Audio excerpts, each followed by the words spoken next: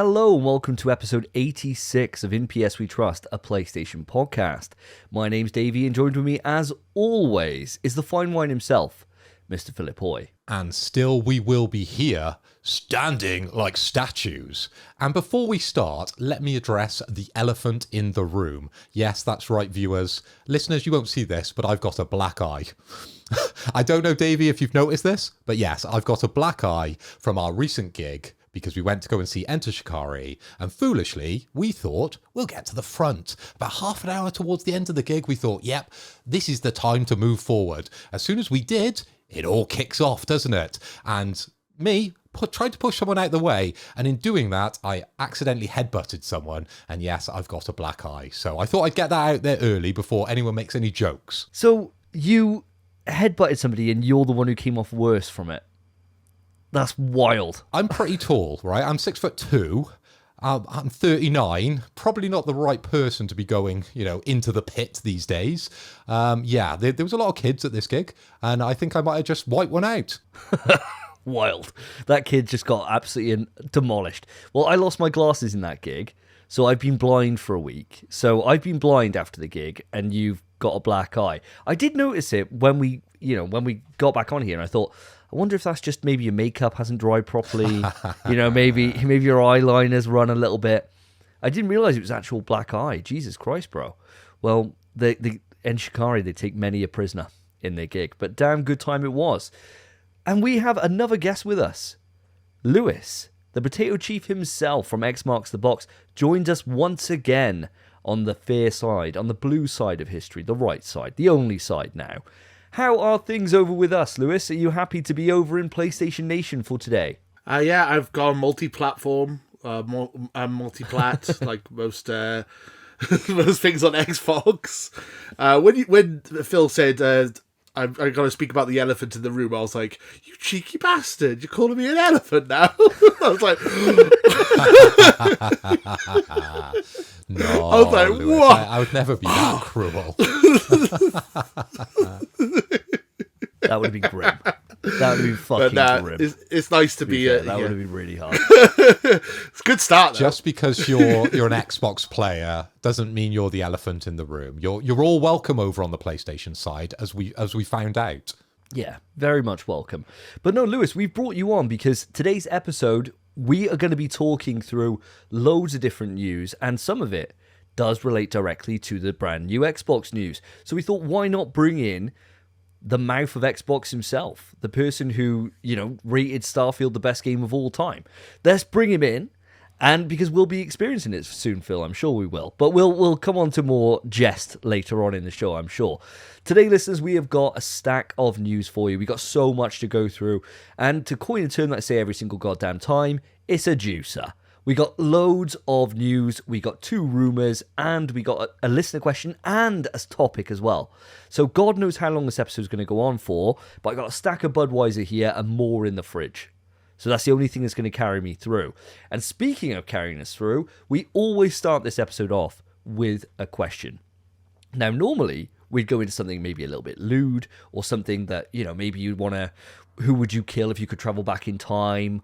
Or which weapon would you take back if you could go back and fight the Vikings? Something like that, right? I might keep that one for a future question, actually. That's quite good. Today, we've got Lewis with us. So it makes sense for us to check on how we're doing on our fantasy league that we started only a few episodes ago. Phil, have you got the stats there in front of you? How are things looking? Why, yes, I have. I've got them all prepared and ready to go through. So I'm going to start from the top. I'm going to bring you up to speed on where we are and what games have released and what critic score they came out at what points that has been translated into. So let's first off honour our fallen brother, Spencer. He's off enjoying himself yet again, so he's missed another episode of the podcast, unfortunately, but he will be back in 2 weeks' time, guys. We haven't kicked him off the show and replaced him with Lewis. Don't worry, don't write in. I know we're getting a lot of hate mail now that we haven't got Spencer on the show. All the Spencer fans, they're unsubscribing, but don't worry, guys. He'll be back in 2 weeks' time. So let's start off with his score, okay? Persona 3 Reloaded, that came out, and it critically critic score of 88. And that coined him 18 points on the Fantasy Critic League. God knows how this is all translated, because later on I've got a similar score and a much lower point score. So God knows. I haven't worked it all out yet, guys, but I think that's a strong start from Spencer. 18 points. It's anything over 75 gets a point, and then if it goes over 90, you get double points over anything over 90. As far as I think that's how it works. There we go. The knowledge is in the room. I'm glad you're on the show already, Lewis. You are bringing the knowledge, and that's what we need, definitely, to this show when we're talking about the Fantasy League, because this is our first year on the Fantasy League, and you have very kindly introduced us. Okay, going over to Alice. Nothing has come out on Alice's list, so she sat on a big fat 0. She's not on the show, so hello, Alice, if you are listening. You are at the bottom, but I'm sure you'll catch us up very soon. Coming down to SSJ Productions. Now, this is the juicer. This is the big one here, the big swinging dick, because Davey's doing particularly well, okay? So he's got Final Fantasy Rebirth, and that is the critic score of 93. The points are yet to be calculated. That's still being with the boffins in the back of the Fantasy League, and that'll be coming to us really, really soon. But he is number 1 at the moment, okay? Helldiver's got a massive 82. Wow. And that's 12 points. And then we got Pacific Drive, which was 78, and that got you 8 points. So, Davey, overall, you are sitting in first place, I believe, with a grand total of 20 points. Oh, let's go. I mean, to be fair, most of my games, well, 3 out of my list, released this month. So it's like, well, after this now, you've got a long time before the rest of my games come out. I think my next one's like Elden Ring, maybe? Shadow of the Erdtree. I think that's maybe my next release. So we got like 3 months for you guys to start making some headway. You have very much blown your load straight away on the big games, haven't you, here? Now, I tried to be a little bit sneaky. Tried to pick some lesser known games I didn't think you guys would, immediately jump on. And I think it's bitten me in the arse a little bit. I wasn't sure how these points were calculated. I just assumed anything over 70 would be pretty good. I've got the League of Legends story, the Bandai Tale, and that scored 74 points. And unfortunately, that only translated into 4 points, which I was very disappointed in. So, Lewis, you said it needed to get over 75 to actually get some good points. So, unfortunately, I've fallen a little short on that one. So, not off to a good start. But my overall score is 4 points.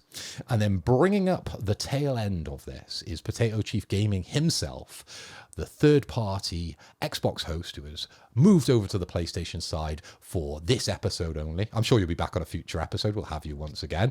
You've gone in strong with Mario vs. Donkey Kong, the remake, and you got 78, okay? And you got 8 points. This is why it confused me. I saw 74 for the League of Legends story, translated into 4. You got 78, and you got a big fat whopping 8 points. So congratulations, Lewis. You are doing very well. So let's round things out. Davey, you're number 1 with 20 points.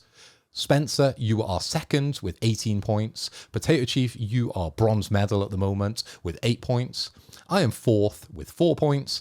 And then our friend Alice, she is last. Unfortunately, she's yet to score, but I'm sure she'll be creeping up that ladder relatively soon. So that's just a quick update of where we are with the Fantasy Critic League. And we'll be bringing you up to date on those scores periodically, I suppose, when Lewis, or maybe if Alice joins us on the future show. Who knows? As well as the drafted games that we had during the podcast, we also were able to add games after the draft. So we all have added a couple of games to our lists. I think Spencer hasn't actually added any, but everyone else has seemed to have bought more games since the draft.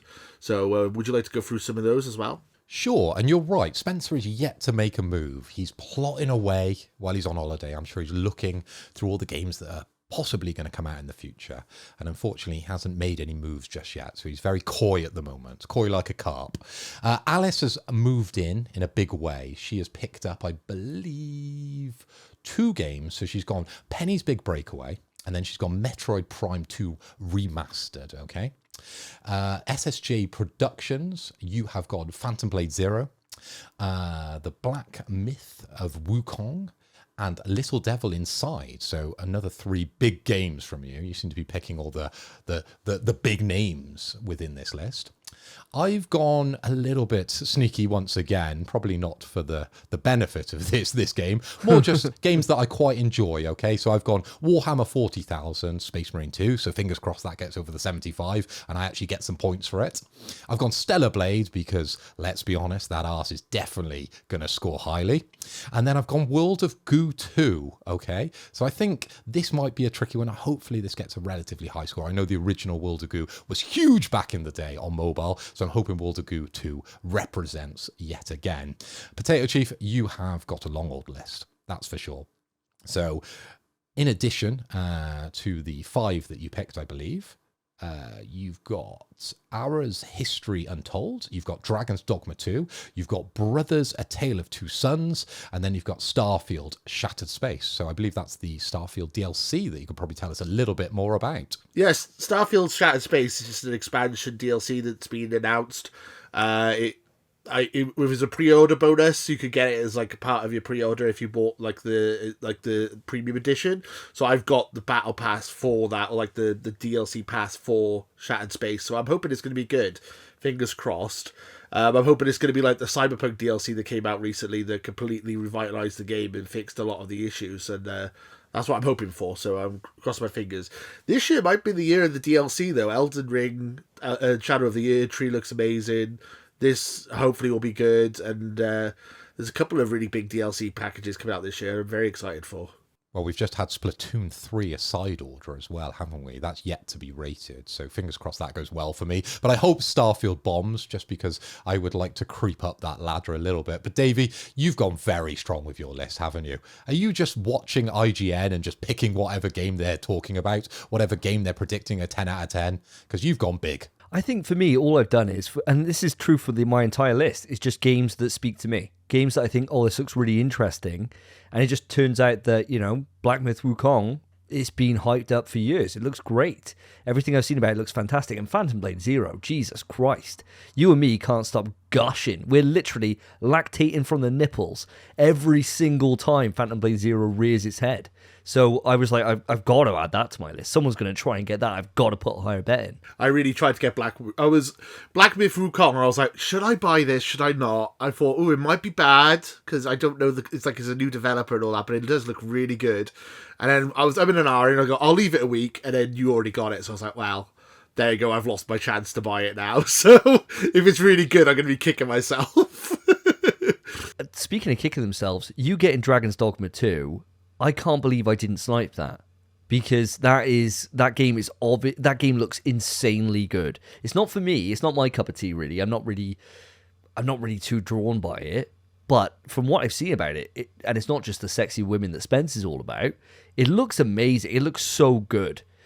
And I'll be amazed if that doesn't score well. I'll be absolutely amazed, because that's probably one of the most hyped games of this year, I think, judging by how people react after every single time it's shown. I mean, the first one is a cult classic, and it's highly revered. A lot of people are really big fans of the first one, and this one looks good. I'm hoping it's going to be good. And as you said, Capcom have had a very good run of form recently, so I'm hoping this isn't the dud in their run of form. Of fingers crossed. I can't see it, mate. I think you're in for a winner there. But I tell you what, guys, I'm looking forward to seeing how the rest of this year shakes out. We got a lot to go, a lot more chances to be able to get some games from each other, and of course, like our wild card picks that we put in for our unannounced games. Who knows where this is going to go? But I'll be looking forward to checking on this as the months go by. But for now, let's move it on to what we've been playing.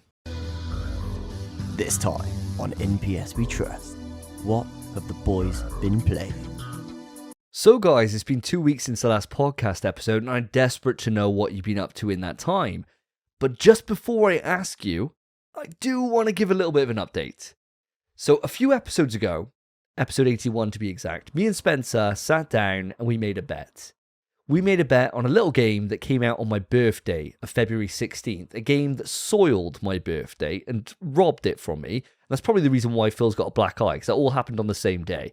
So I'm pinning the two together, that Phil's black eye is a direct relation to, of course, the game is Skull and Bones. We made a bet, and this bet entailed its Metacritic score. I said that it was going to score a 77 or below. Spencer said a 78 or above. I think he agreed with me, really, that it's going to be 77 or below, but he just wanted to add a little bit of jeopardy in. Well, my skull and bone sense was tingling, all right, because it came in on Metacritic of 61. Fucking hell. Absolutely piss poor. And can I just say, not to throw shade out on the audience immediately, but I am. I hope it was none of you who listened to the show who bought this game. Because I saw a stat that there was 1 million players that have touched this game. And as this isn't on Xbox Game Pass, not being given out for free anywhere, 1 million people have put their money down to play a fucking shit game. That, for all intents and purposes, everything I've read just says, just play Black Flags, it's way better. And then all that happened is that people who bought this then either just stopped playing, and Black Flag Steam numbers went miles high. Because everyone was like, oh, I'll just play Black Flag instead because it's actually good. So just to put it out there, Spencer has got one shot added to the dock. It's a very light episode 90 at the moment, but at least we got one more in there now for him. Also going to say that you could also play Sea of Thieves when that eventually comes over to PS5. I know that's in our news article later on, but that's a very good pirate game. If you want to play a pirate game, just wait for Sea of Thieves. Because that game's supposed to be really... I haven't played it, but Spencer liked it. So I'm going off Spencer's recommendation. I love how Lewis has understood that we love to foreshadow in this show, right? We always tie things together by mentioning what we're going to talk about a little later. And you've done it already, Lewis. So salute you on that one. Yes, we will be talking about Sea of Thieves, of course. But I like the way that you've slammed Spencer on an episode that he's not on and he's unable to defend himself. You know, he's a mute at the moment. He's got no way back from that shot. And he's going to pay for that shot because we know how white boy wasted he gets when the sours get popping. Every single time, he's an absolute liability. And this time, as I can't use the word, as the K word, as the reigning champion, I can use that. I've got 5 shots to give out. So they're not going to you, Phil. They're going to go to Spence. He's not been here to pick up the editing work. He's not been here for that. So he's going to get punished for that. The ties are going to be laid out. And then with this bet as well, and we got another bet coming up, which is going to conclude this weekend for the Capcom Cup, on if Ed gets stealth dropped with Akuma shown and all this stuff. So yeah, they're going to start racking up these bets. But I wanted just to put that out there for the audience, just so you know, just so I can hold them to account. It's on the record now. So even though I'm going to update it in a little document, it's official now. It's in the airwaves. But let's bring it back round. Lewis, what have you been playing? Yeah, so I've been telling you guys there was something I wanted to talk about on the podcast. So to play a certain game that we've all been playing, which we'll be discussing again in a minute, foreshadowing, I got PlayStation Plus again for the first time in about 2 years. I got PlayStation Plus Extra because it was cheaper than buying PlayStation Plus Normal with some kind of deal on New Year's. I don't know what the deal was, but just it gave me it cheaper. So I was like, oh, what can I play on this back catalogue of games on PlayStation Plus? What's on PlayStation Plus? What's available?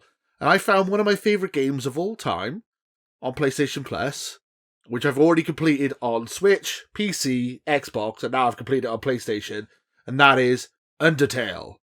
And Undertale is now my 16th platinum.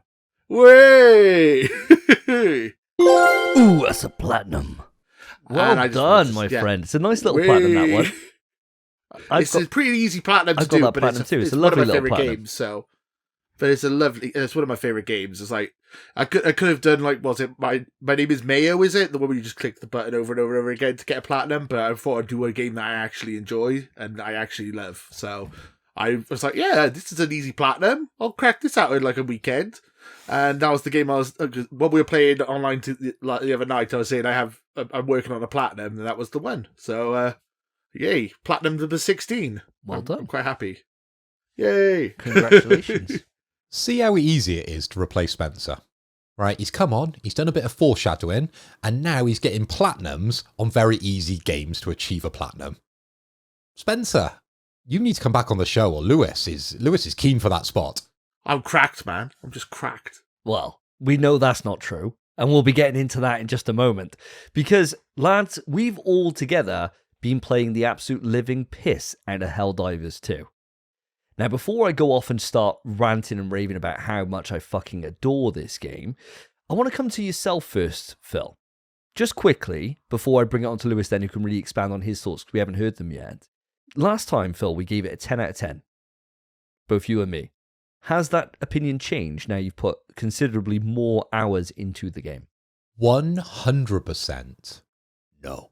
It is still sitting at that 10 out of 10, and I would be giving it an 11 out of 10 if I could. If I could turn it all the way up to 11, to quote Spinal Tap, a little shout out to Joseph Thomas there, a bit of a movie quote there for him. I would, because this game is absolutely superb. It speaks to me on so many levels, and there's so much that happens within this game, so many little intricacies and special moments that we could talk about and wax lyrical about this game, and I'm sure we're going to. This will probably be the longest section of the show. I know last episode, we pretty much took over the whole episode talking about Helldivers, and I'm pretty sure we'll do that again, because we have someone on the podcast who, is creating a lot of stories for Helldivers and our missions down to squash bugs and dismantle those robots. We certainly do. And Lewis, you've joined us many a night now. You threw it back at us a few times about Street Fighter and saying you bought it on PlayStation. We never played with you, and I felt my heart bled a little bit for you. You know, I had a tear come down my cheek, and I thought, oh, I did bin him off, really. I didn't mean to, but I kind of did. Whereas now, Helldivers, I don't care who it is. I've connected with people now that I haven't spoke to in, last night it was 7 years. I was with a mate called Ridian. I haven't spoken to him in a long time. And he just pops into the ship. And now it's everyone's welcome because we've got a cause. These cyborgs are kicking our fucking ass. And we all have to rally to be able to defend these planets so that we do not lose them. Super Earth demands our bodies, our blood, our sweat, our tears, our children. We need to be able to give it. And by God, we've been given it. Now, Davey, you mentioned about the robots. I mentioned about the bugs. But no one has mentioned about the biggest, baddest enemy that we've come up against. Someone who has absolutely plagued our playtime when we're dropping down. Now, I'm talking about no other than Potato Chief himself. He is the most dangerous man out there in Helldivers 2, because you have killed me way more than the automatons, those alien scum, those bugs, anyone else. You have killed me the most, and in the most crazy kind of ways. We had a situation last night, right? Let me bring you into a little story here. We were collecting super rare samples. We were playing on a level 7. We were on a suicide mission, and we successfully found the rare samples. We got to the ship, and we thought, brilliant, we're away with this. This has been relatively easy because we had leveled up. We've been playing a good number of hours now on Helldivers. We were passing through quite quickly. We got to the ship. And what killed us right at the end? Lewis, would you like to tell the listeners? I didn't have. It wasn't my best moment. I'm going to be honest. I had a airstrike which can blow up a massive area. I was mid throwing it to set it off, and I got shot, and I ended up dropping it on the floor and killing everyone on our team. And it was glorious. I don't care. It was hilarious. I love it. It was one of the best moments ever. That's right, Lewis. You literally killed us all. And thankfully we did get away. We managed to respawn and pick up those rare samples. But that level 7, that pushed us to our extreme. So at level 7, it has the tactical objectives increased within the map. It has massive enemies and heavily armored enemies to sort of deal with throughout. And we were doing that really, really well. We were working, we were gelling as a team. And the only thing to take us down was you during that mission, Lewis. So hats off to you, because it affected me. It really did. I woke up the next day and immediately rolled my eyes because I thought about you, Lewis, and I thought, prick. You had done it to us, hadn't you? It had to be you. Out of all of us, it had to be you. You killed us right at the end. But that is the beauty of Helldivers. You know, me and Davey sort of alluded to this last episode, that the game is brilliant, But what makes it even more brilliant is the people you play with and the situations you find yourself in. And that was definitely a situation that we found ourselves in, and it was a lot of fun, mate. So thank you very much for killing us. Dude, if I can find the clip, I was recording all the gameplay last night. If I can find it, then what I'll do is I'll add it in right now on the show. So if you are watching on YouTube, then you will have it right now playing in just a second or two. If you're on podcast only, probably best, you're only going to hear sound. Probably best to move over to the video just for a second or two just to watch this. Because if I vividly remember, and I don't know if this is true or not, but in my mind's eye, I remember saying to everyone, we've got this, guys. Because they were coming at us on 3 different angles, and we had all our sentry guns laid up, our Tesla towers, everything, and I was like, we've done it. We've nailed it. We were just chilling out. There was literally nothing to do. We were like 20 seconds away from the shuttle arriving, and we're like, oh, I don't think we've even died this mission. We've really nailed it. We've been so good together. And then all of a sudden, I look down, and it's fucking there. The beacon showing that something's on this way, and I thought, this isn't a resupply. And then, obliterated. My guy explodes into a million pieces. All the samples scattered everywhere. All my stuff. And then, would you believe it? That same clusterfuck destroyed every single turret, Tesla tower, everything we had. So then they all start swarming in. And I'm thinking, oh, fuck, this is where it all goes wrong. And yeah, so you're going to see that moment right now. Alright, that should fuck up the tank. It looks so pretty. It's not going for the... Oh, there's 2 tanks. I was going to say, it's not going for the tanks. It was taking a different one. Oh, what the fuck? Big hole coming in. There must have been a hell bomb there. Oh shit. Phil, can you reload me? I've just orbital striked him. Yeah, I'm They're dropping a back my way. strike on there as well. Airstrike. Yeah, they're gonna be behind you. Watch out. Everyone watch out, let's kick There you off. go. There you go. My turret's gone. I think we got all the big boys though. Oh no! Lewis! What the fuck? Oh, Lewis!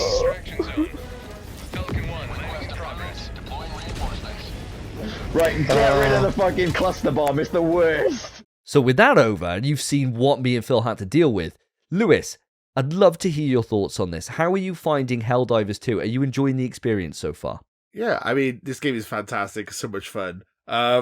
So basically, I listened to your podcast last week, and I heard like Phil kind of roasted me about how much I like to blow stuff up and maybe get a bit carried away. It's like, ooh, I'm gonna throw an explosive, and I'm gonna have an airstrike over here. And it's like, so when I was very cautious to not do it as often in our last gameplay session, and then the last game of the night, I just happened to make the biggest fuck up I've done, and it's just like, well, damn it, I was doing so well up until this point. God damn it.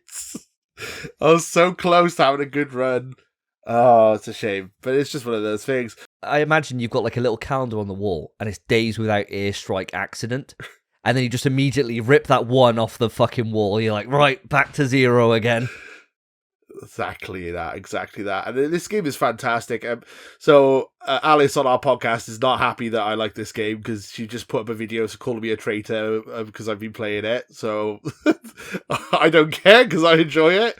Because I am playing it on PS5, even though I could be playing it on PC right now. Because I wanted to play with you guys, and I'm really enjoying our bonding experience of the community to get together. We're having some fun. I'm really enjoying it. You guys both gave it 10 out of 10. I wouldn't quite give it a 10 out of 10. I'd say probably 9 out of 10 for me. Mainly because first day I got the game, I had server issues all day, and I kept getting dropped. And then recently we've had more server issues and like queue issues and stuff like that. And it's not really their fault because they're such a small developer. They weren't expecting the amount of players on this game. But it has dampened my experience a little bit. But apart from that, I really love this game. It's probably the game I've enjoyed the most playing on my PS5 since I bought it, to be honest. And yeah, I'm looking forward to playing some more of it with you guys when we're free next, for sure. Well, that's lovely to hear. And of course, you're welcome any time over on the PlayStation side to play Helldivers. But I know there's a lot of chat on the Xbox side of the fence when it comes to Helldivers 2, because there's a petition out at the moment, isn't there, that people are signing to try and get this game launched over on the Xbox side. So it will be interesting to see if Alice does eat her words and joins in and fights the good fight with the Helldivers if it is launched on Xbox. I would love it to be on Xbox. Can't say it's not gonna happen. No, it's not going to, but I would love it. The PlayStation are not going to do that, though. In January, we had Power World on the Xbox, and it was a very similar situation of going back that way. So it's just interesting to go 1 month, it's like the most popular games only on Xbox, and then this month, the most popular games only on PlayStation. And if you're on PC, you're just laughing at both sides, going, idiots! Yeah, I mean, I enjoyed both games. I really liked it. I would love it to see it on Xbox, but I just don't understand why Xbox have never done an ODST version of this with Halo, because that's what the ODSTs are. There's like drop troopers. We have Halo 3 ODST, which is a whole game about these drop troopers. They could have done a game similar to this. I don't understand why this has never been a game that they've like explored to do something like this. It's kind of mad. I think the reason for it is just because you need to have a dev that is just really passionate about what they do, right? And I think that the thing about it is that with these smaller studios that PlayStation have courted over the years, like with Arrowhead, and I hope to God, I've been saying it for fucking years now, but I hope they do just buy them, because they're an amazing team. And I'm going to come on to talking all about their CEO in just a moment. But, you know, you think about like them and Housemarque, right? I adore Housemarque. And I think Housemarque make some truly excellent experiences. Like they made Returnal, obviously, for PlayStation 5, but they made a stack of games for PlayStation 4 and PlayStation 3 that are all superb as well. And there's something about these little special teams that just have a vision and they commit to it 100%, and everything is built to kind of justify that vision, to see that vision to the fullest extent of what it is. And that's what it is. Whereas if this was a bigger team, if this was something like, say, Sony Santa Monica or any of the Xbox devs, where they're quite larger scale and larger scope, something kind of gets lost a little bit in that. Like they kind of expand their vision to such an extent that then it doesn't really work for this kind of experience. It has to be a little bit more polished in a way that kind of loses a bit of its identity, if this makes any sense in what I'm saying here. I think that when you're focusing on what you want to do and that's it, there's something that works really well with that. And that's why the indie space, and that's why I'm always having this argument with Phil about why indies are really important, they can win Game of the Year, is because they have a unique vision and they bring that to fruition. And AAA and stuff like that can struggle in that environment, because I think you've probably got too many voices at the table and too many cooks, and then it kind of gets watered down and watered down and watered down. And especially when you've got such a big budget, you have to play it safer. And so that all kind of comes into the formula there. I mean, that was literally what I was going to say, exactly what you were just saying as well. I'm going to coin a term that I heard on another YouTuber saying, make PlayStation weird again. Like, let's get all, like, I want PlayStation to go back to making these more unique type of games.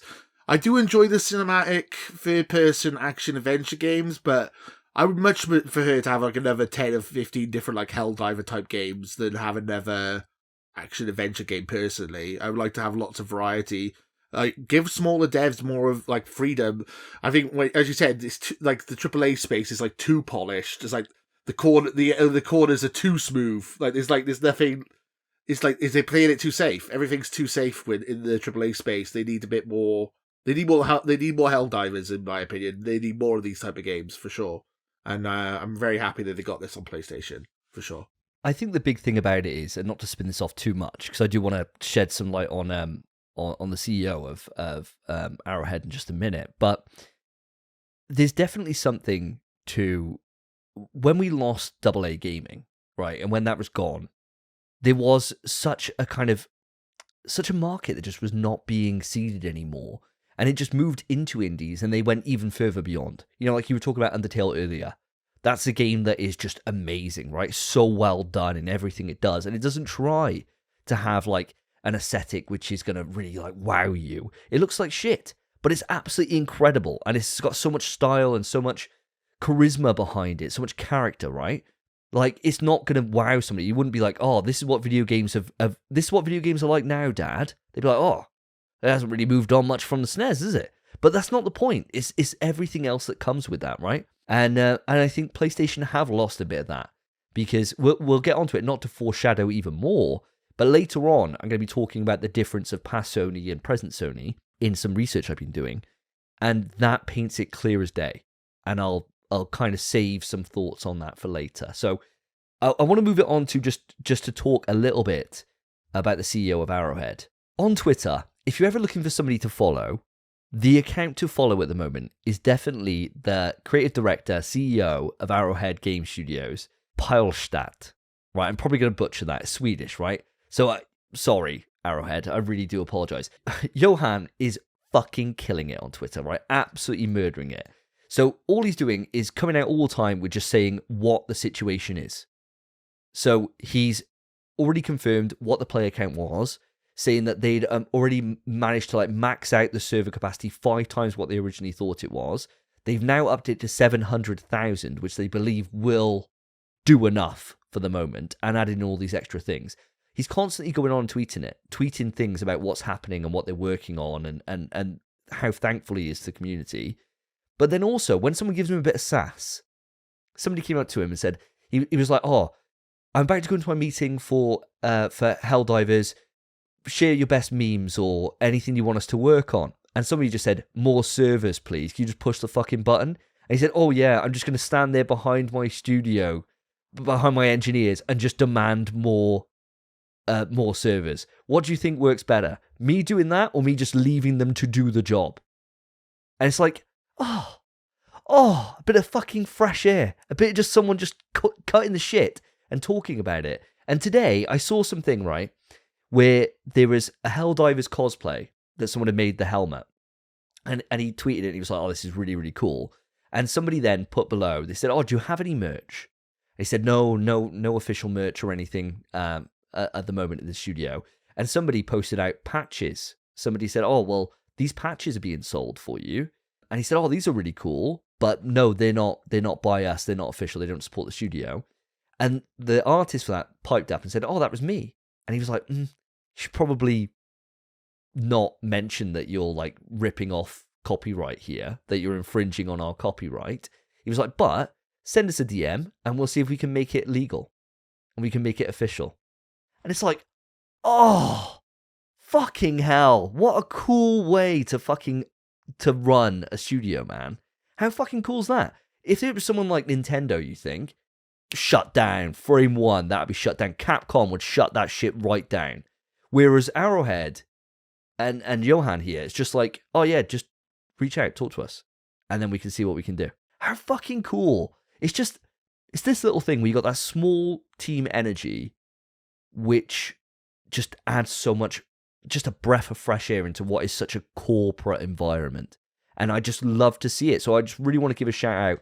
If you are going to follow it, it's at Pyle, Pile, Stedt. Pylstadt. I'm going for. Probably totally butchering that. I do apologize, Johan.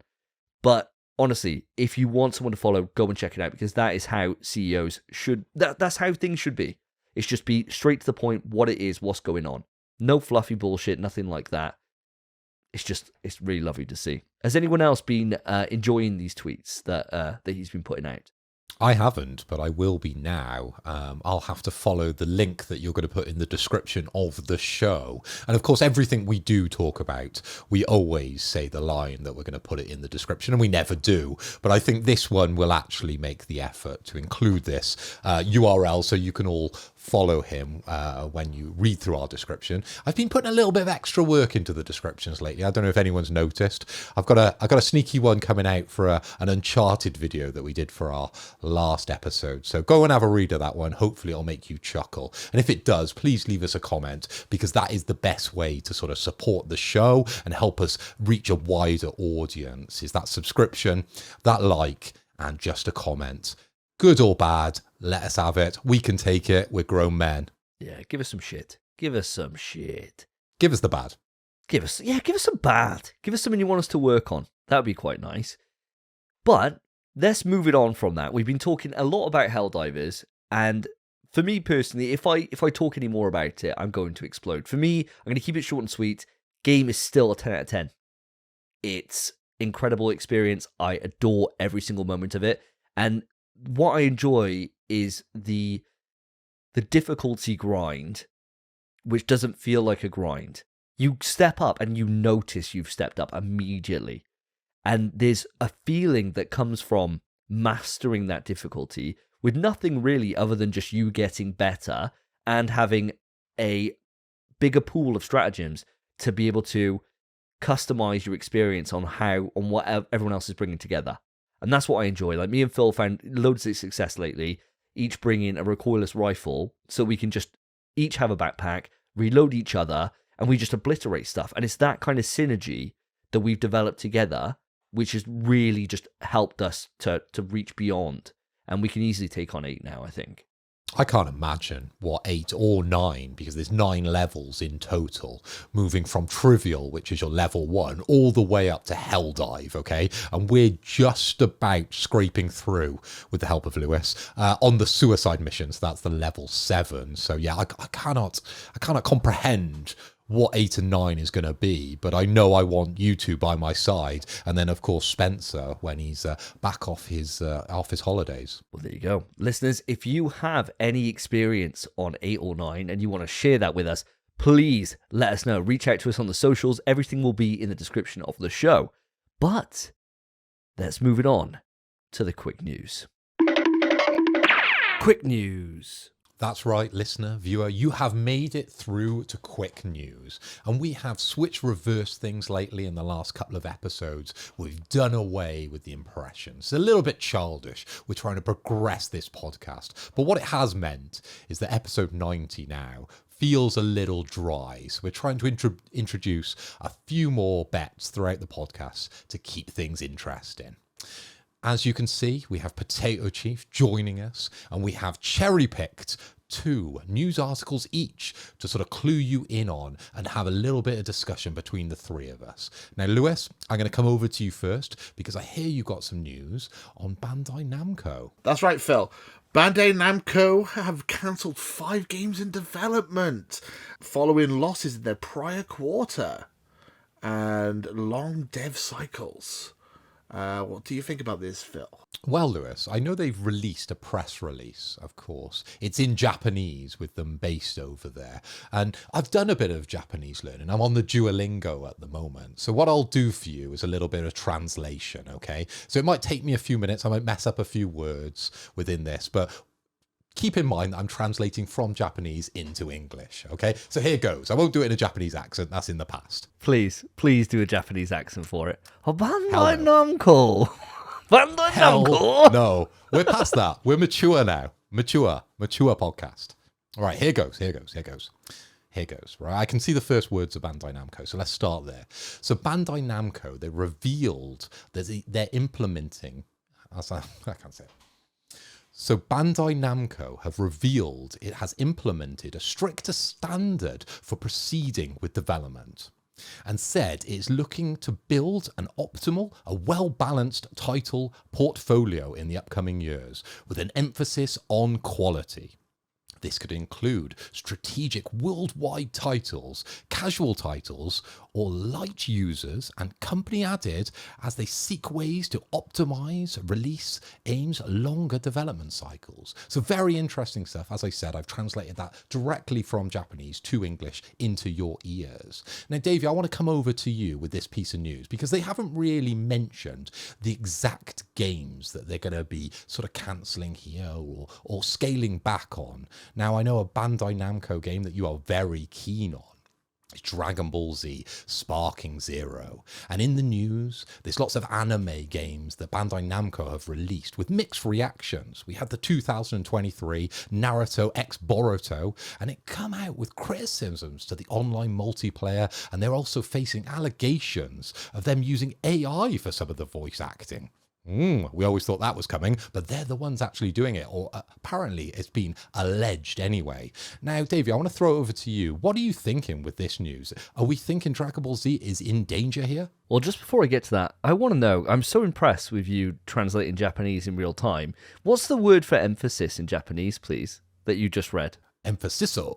It's definitely not. Oh, arigato. Arigato, Phil-san. There we go. There we go. Sorry, Dave, you didn't understand that. Let me just talk to my Japanese brethren. Emphasizo. I think the fact that's more closer to like Italian than any other like Japanese or Asian language, it just makes it even better, right? Whoa, whoa, whoa, whoa, whoa. My sensei told me if you don't know the Japanese word for it, you just add kind of O and do it in a Japanese accent and it'll pass. So emphasis O. Done. Fair enough. All right. Okay. We learn something new every day. We learn something new every day, don't we? Apparently not Japanese. So in terms of this news, I think for me, right, the way I'm taking this is that I think this is smart. I think this is the way that the game dev, that all publishers actually right now should be looking at everything they've greenlit. You know, you think about what happened with Embracer, right, where they scale up to such an extent where they're like, yeah, we've greenlit every single fucking project under the sun. And then you get a couple of years later, oh, sorry, we've had to lay off 1,000 staff. You know, and it's happening all the time, all these layoffs.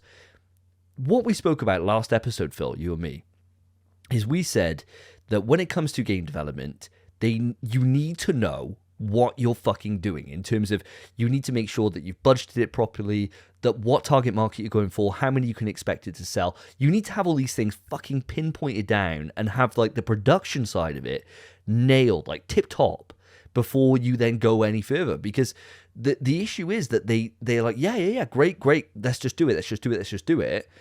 Not thinking about actually, is this for the betterment of either the IP management? Is this the betterment for our people? We're going to make them have to graft their fucking arse off to get this game out because we've given a stupidly short window to get it out.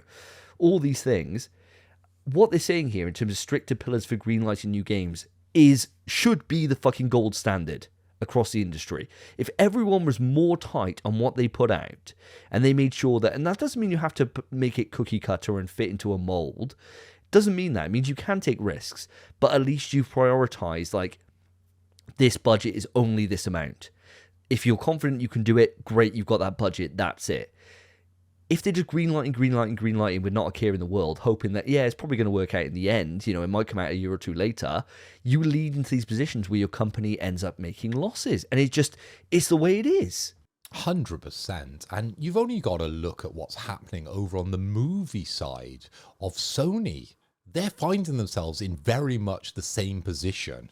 They are literally shitting out Marvel movies, movie after movie, and they're big steaming piles of turds. Madam Web, Morpheus, they've got another 3 coming this year, possibly, with Venom 3 Craven and the rumoured Spider-Man 4. They are just pushing movies out just to make money, and the quality is just falling off a fucking cliff. And I believe this is what's happening with Bandai Namco. Now, I like this approach that they're scaling back. They're saying, we're just going to pull back a little bit. We're going to pull their foot a little bit off the gas and concentrate on quality. That is music to my ears. I do not mind waiting for quality. Delay the games. Make them good. Make them playable, and I will pay for them. And that's the business proposition here. That's my responsibility as a gamer here. I will pay for your games if they are good. If I pay for a game and it's not good, you're going to hear about it. 100%. I mean, the thing about it is, they do put out quality games. Like they published Elden Ring, they published like all the Dark Souls stuff, really. And Tekken just came out. Apparently, it's fucking incredible. You know, there's a big difference, right? Like, I think about Warner Bros. At the moment. They're on my brain a lot at the moment because of Suicide Squad, where it's critically underperformed from what they wanted it to do, and it's commercially underperforming as well. No surprise. It's no surprise. Like, if they had just focused on what already worked in terms of like a Batman-esque experience in co-op, winning formula with a great story, tight gameplay, put it out, winning formula would have sold fucking loads. But no, you go and chase something else and you try and water down what that original vision is, and it won't appeal to anyone. And this is where, like, if Bandai Namco are smart in what they're doing and what we're saying, I think they are smart, and they focus and they really be more selective about what you're putting out and making sure that whatever you're putting out serves a purpose within the market, you will find success. Tekken is testament to that. It is cleaning up right now because it is fucking good. That's all it needs to be. Just to play devil's advocate a little bit on this story, we do have to keep in mind that the people making the decisions, they are under huge pressures from their owners. You know, generally an owner won't have such a close affinity, I suppose, with the IP that's being pushed out. Now, the people making those decisions, they are under, as I've said, huge pressures to be putting out these games and bringing in those bucks. So unfortunately, I believe that's the kind of situation that we're seeing, as I mentioned, with Sony, as you're seeing with Warner Brothers, and hopefully we won't be seeing that now from the future of Bandai Namco. Now, Lewis, you've been a bit quiet on this one. I don't think we've given you too much opportunity to speak on this one. I'd love to hear your thoughts. I mean, it's an interesting one, isn't it? I mean, obviously, as you just said, they've done Elden Ring and they got Tekken, so like those two games on their own will probably make them a fortune this year. Because I mean, the Elden Ring DLC looks incredible, and Tekken is already selling really well. So it's interesting to see that they're going to cancel a lot of games as well. I'm really interested to see what's going to happen with this Dragon Ball Z game. I've counterpicked it in the Fantasy League, so that should, you know, got my fingers crossed. But no, it is an interesting one. It does seem like a lot of companies are cutting down on staff, and it doesn't seem like it's just Bandai Namco or even Sony's Pictures. It's the gaming companies as well, as you said. Embracer, Xbox have done it, Sony have done it. Literally it seems like every games company is letting people go recently, and it's kind of a worrying time. It seems like everyone hired over COVID because they thought they could like hire. Like there was like a kind of like a boom in the game industry around like 2020 because everyone was at home playing games, and now people are going outside again. And there's less of a market for it, so they need to start letting people go, and I guess so these games don't feel like they're going to be profitable. I think it's competition's a big thing. Competition is just nuts, and it's only getting worse. And we're saying all the time, and I say it in jest, but I do fucking mean it. I could quite happily now just everyone stop making fucking games for a year. Just let us fucking catch up. There's too much. And the problem is when you've got so many people trying to get a bite out of that same pie, not everyone's going to get an equal slice. It's just not going to work that way. And when you've got so many live service games which are eating up people's time and people get invested in those communities, they don't want to leave. That's all they play. That's their identity. You know, I'm thinking like these Destiny 2 players or fucking World of Warcraft players talking legacy stuff. Like, they just don't move from that. So how many other people are there to be able to, you know, kind of move along with those newest games that are released and have... You think about it, right? Gaming 20 years ago, or even 10 years ago, I had a lot more free time than I do now. Like, careers really kicking off. It's hard to juggle that, family life, everything else, and content creation that we're doing as well makes it even harder. Gaming generally, in terms of like you think most players now, I'd imagine the subset for it is that there's probably more older people that are interested in gaming than younger, I would have thought. I don't know this for a fact, but when I think about my girlfriend's kids who were like 10, 11, that was like my prime time. Like PS2, I was playing it every day, like 9 hours a fucking day, right? And that's all I did. I loved it. Whereas now it's like just in Roblox and Apex and Fortnite. It's like, okay, well, those game sales are gone now. I was going to say, it's like Roblox and Fortnite, but then also mobile phones as well. They don't seem the console market seems to have just stopped growing. The PS2 hit a massive like sales, and no console has really reached that since. Like, you see growth in most industries, but the game consoles have kind of been stagnant over the last decade. It's a tricky one with PS2, because PS2 is the outlier because it was a DVD player. That's the only reason why it's so big. There's no other reason behind that. It's literally, that is mostly driven by the fact it was a cheap DVD player. So people who weren't even remotely interested in games, but wanted a format away from VHS, could buy a PS2, and it was generally cheaper than just having a fucking DVD player right at the start anyway. So that's one of the reasons why that carried so hard. And it didn't really have... I love the GameCube, right? I love the GameCube. The Xbox is great as well. But really, come on. You had the PS2 came out and it fucking dominated, like immediately dominated, and it just nothing else was fucking close. I think the Xbox sold like 22 million, GameCube sold 15 million off the top of my head, something like that. Like terrible numbers compared to like 160 odd million. It's just the way it is. Gaming has grown, and the gaming landscape has definitely grown since then. You know, it was all just in one pie, whereas you think last PS3 generation, it was like 80 million apiece between PS3, Xbox 360, and then the Wii was 120 million. So it's definitely grown. 100% it has. There's no two ways about it. But I think in terms of people buying games and being able to move over from experience to experience to experience, that is dropping because there's things that just keep your time. And now you can't go out and be like, oh, I'm going to look at the box art for Suicide Squad. It looks great. The box art looks fantastic. This is going to be well fun. I'll just pick that up and give it a go, because there's reviews out the wazoo. There's so much shit telling you it's bad that these games, that if they don't hit and they don't nail it from the off, they aren't going to nail it. They just aren't. There is not enough. People do not have the time to be able to waste it in a game which is a mid-experience.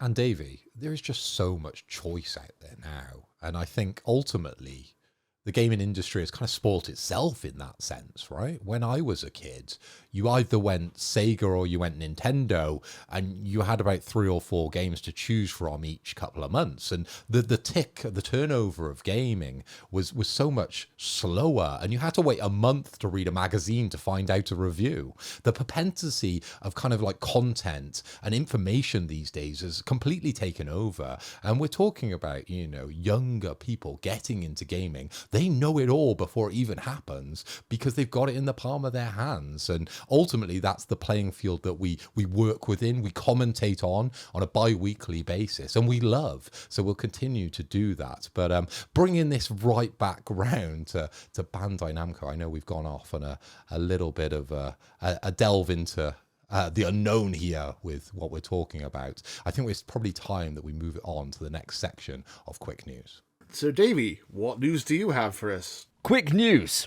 Silent Hill. If you remember, we were talking only an episode or so ago, Phil, about how the fact that they had a Silent Hill combat trailer. And we were like, what a weird choice for Silent Hill. Especially Silent Hill 2. Why would you do a combat trailer for a game that ideally you don't want to be involved in combat in any way, shape, or form? Well, it turns out the Bloober weren't happy about it either. Bloober Team CEO was unsatisfied with the recent combat trailer for Silent Hill 2 Remake. Our partner Konami is entirely responsible for this, he criticised. Now, we all know that Konami is a bit of a swear word sometimes when it comes to their IP management specifically. I'm talking about you, Metal Gear Survive. They're an absolute fucking nightmare. I don't know if I fully believe this, though, guys. Like, I think it's easy to scapegoat this and be like, yeah, it's them. It's all them. But surely they supplied the footage over. They don't just pull this footage out their arse, Konami. So they may have cut it into a combat trailer and then made it look like that. But the game still looks the way it does. The combat still looks janky as fuck. It still looks like the game needs more time in the oven. So I don't know how I feel about this. Lewis, did you see the Silent Hill combat trailer, and do you have any thoughts on what the Bloober CEO said here? I mean, the game looks awful from what I like of the gameplay anyway. I mean, it looks like they got the atmosphere down, the graphics looked interesting, but yeah, the gameplay just looked awful. And end of the day, yeah, you might not want that in the trailer, but that is your gameplay. That is the game that you are making. It's not like they're showing something that doesn't exist. It's not that they just made up gameplay footage. It's like, no, this is actual gameplay footage. You just didn't want you to see that at the moment. I don't know. I feel like it's more transparent, which is good, because like we want to know what we're kind of getting ourselves into. But then Bloober Team, They haven't got a very good track history when it comes to these type of games, honestly. I'm not looking forward to it. I'm probably not going to play it, to be perfectly honest. But yeah, it looks a bit clunky to me. I mean, what do you think, Phil? Well, Lewis, I've got to agree with Davey because it does look like they've pulled it out of their arse. And I've got a big smile on my face, right? And I wonder why, because I counterpicked it in our fantasy critic, didn't I? So unlucky, Spencer, you've got that one locked in, son. So when that comes out, and it bombs like it probably gonna, isn't it? Ha ha ha ha ha ha. But going back to this news article that you've highlighted here, Davey, out comes the blame game. It's always the way, isn't it? No, he did it. No, she said it. It's so schoolyard to see a company and a CEO acting this way is madness. But he's totally right in what he's saying because it looks like a pile of shit. So I would be blaming someone else if I was in his boots. But ultimately, to have a CEO come out and openly criticize Konami about this IP and the handling of it, Jesus Christ, I think this is a bigger story than we're making out, because that's the story. It's not about how bad the game is. The story is that you've got a CEO mouthing off publicly about how bad the game is. Madness. How can this game succeed? How can it succeed? It's fucked itself before it's even started. It's what's wild is, right, like, all he had to do is do what Kojima does. Just edit your own fucking trailer. Get the team in Bloober to be like, hey, can a couple of you just edit together a little trailer for me? Probably take a couple of days. Just get it together, please. And then we can at least show the fans. Why don't we show 10 minutes of gameplay? And then maybe we do, or even better, half-hour of gameplay. And we could show a puzzle. We could show a section so they can soak in the atmosphere. Maybe end with the combat. And it will put everyone's mind at ease. But no, let's just blame Konami because fuck Konami. Even though they're publishing our game and paying us to do it. Which makes no sense. Why do you bite the hand that fucking feeds you? I have no idea. You would have thought, right, that they would understand the game that they're putting out, right? You would understand their selling point with this game, okay? Now, when you think of Silent Hill, and I don't think you have to be an expert when it comes to, survival horror, what is the best and most exciting parts of these games? Generally not the combat, because it's not a combat game, right? It would be a different genre if it was a combat game, or it might be a game that cannot be mentioned, 4, 5, and 6, the originals, because they were very combat heavy. And of course, yes, you might highlight those because that was vastly probably the better bits of those games because the story fell off. Anyway, I'm going on a tangent there because I very much hate those games, but absolutely love number 5. Anyway, looping this background, Lewis, come on, I can see you're ready to dive in. In their defense, I think if you gave this footage to me or to Davey or to you, we could probably come up with a better trailer. It wasn't very well edited it wasn't very well, like, we could probably come up with a better trailer. Like, Konami, like, message, call me. I'll cut you a better trailer. It's like, it's not the best. It doesn't show the game off very well, to be perfectly honest. I don't know what they were thinking with it, to be perfectly honest. And what worries me is if they wanted to show this, how bad is the rest of the game? If, like, if this is the bit they want to highlight, that's a bit of a worry. I don't think it's what they wanted to highlight. I don't think they came to them and said, can you specifically pick out these parts to show because I think they are the best? That conversation didn't happen. What happened was they went to someone with very little passion for the IP, okay? And they said, I would like a trailer. I would like something to spark some interest when it comes to this game. And what the junior video editor did was played a couple of hours into the game and thought, well, this is exciting combat, isn't it? Because he knows no better. He's obviously, or she's obviously, or whoever, obviously isn't passionate about Silent Hill. And that's where they fucked up here. They need to get people who believe in the IP, who are long time, not necessarily have to be long-time fans, but have that glint in their eye when they say Silent Hill. That was definitely the game that cannot be mentioned, wasn't it? It was. The way I think about it, right, is that in my job anyway, I'm involved in like a lot of different pies, and one of those is the marketing team come to us with different materials, right? And there's so many hands that it goes through to get sign off. So many. It's not like as if it's going to be one person that's like, yeah, that'll do. They would have bound to have fucking seen this before it went up. I guarantee you, they would have seen this before it went up. If they were that passionate about it, why don't you just say, here's the brief. This is what we want to show off. We want to show off the atmosphere. We want to show off this. Tick, tick, tick, tick, tick, tick the boxes. Sign off on it. It goes. If you're this passionate about a game which is one of the best games on the PlayStation 2 generation, literally regarded as one of the best games of all time, would you not be all over this with fucking white gloves on?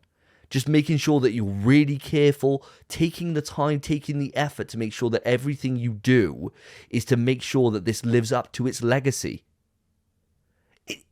To me, it shows if this is the problem and it falls down here at a fucking trailer, the game's in fucking trouble, lads. The game is in fucking trouble. I mean, you've said it yourself. I feel like that's the thing. I just don't think they do care. I don't think they just think this is a money grab to them. I don't think that they see this is one of the greatest games of all time, and they think they're just like, ooh, people like this game, let's just make a quick remake and make some money out of it, honestly. And that's the sad thing. That's the sad truth, unfortunately. Again, just to kind of give the fuller picture here, because we don't want to just hone in on the people that are clearly making mistakes with this IP. There's definitely going to be people working within this that absolutely live, eat, breathe, fuck Silent Hill. They love it. But unfortunately, they're not the public-facing people who are putting out the content that we're seeing. So we are just reacting to this this CEO going mad and this video that's been put out very poorly. So unfortunately, I hope the people with the more passion, get their time to shine, and we really get to see what they're working on with the future of this game. Because I'm excited, but I don't want it to score high in Fantasy League. Well, moving on from Silent Hill just for the moment, let's bring it on to yourself, Mr. Hoy. What have you got for us today? Okay, well, I am riding bitch this episode, and I'm taking over from Spencer, and I'm going to introduce you to the PS Plus games, okay? So we're going to go for PlayStation Plus Extra and Premium. We've got Need to Speed Underground coming to the service for PS5. We've got The Outer Worlds Spacer's Choice Edition for PS5.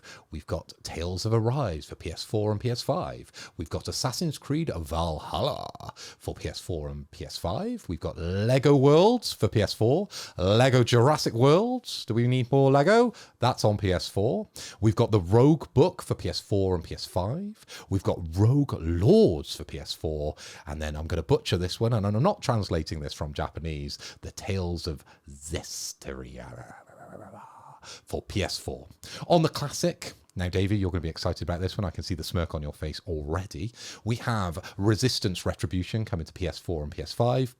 We have Jet Rider 2 for PS4 and PS5. We've got Tales of Symphoria for PS4 and PS5. And then we've got Tales of Vesperia for PS4 and PS5. Now, Lewis, I'm going to come over to you first, because obviously you are a new subscriber to these services that we have over on PlayStation. Now, is there anything there that sticks out to you and it's grabbing your attention? No, I mean, honestly, there is one thing that stands out for me, and for negative reasons, honestly. The Outer Worlds Spacer's Choice Edition. So I've not played this version of it, but I have heard that this port is particularly bad. The original Outer Worlds remaster for PS5 and all that was supposed to be better, and then this is supposed to be like the Game of the Year edition, and then apparently they've messed it up with the port. I don't know if they fixed it since, but at launch there was lots of problems and it was very buggy, and it had like bad frame rates and all sorts of stuff from what everyone looked to review. So it's the worst version of the Outer Worlds, unfortunately, from what I've heard. Again, this is from what I've heard previously. This might have been fixed. They might have changed it since, but that was the what I heard. Everything else on there, interesting. I have Assassin's Creed Valhalla. It's a big game. If you're looking for a big open world game that's going to last you like 400 or 500 hours, that's the one for you right there. Tales of Arise just came to Game Pass the same day. So I think it's a day one.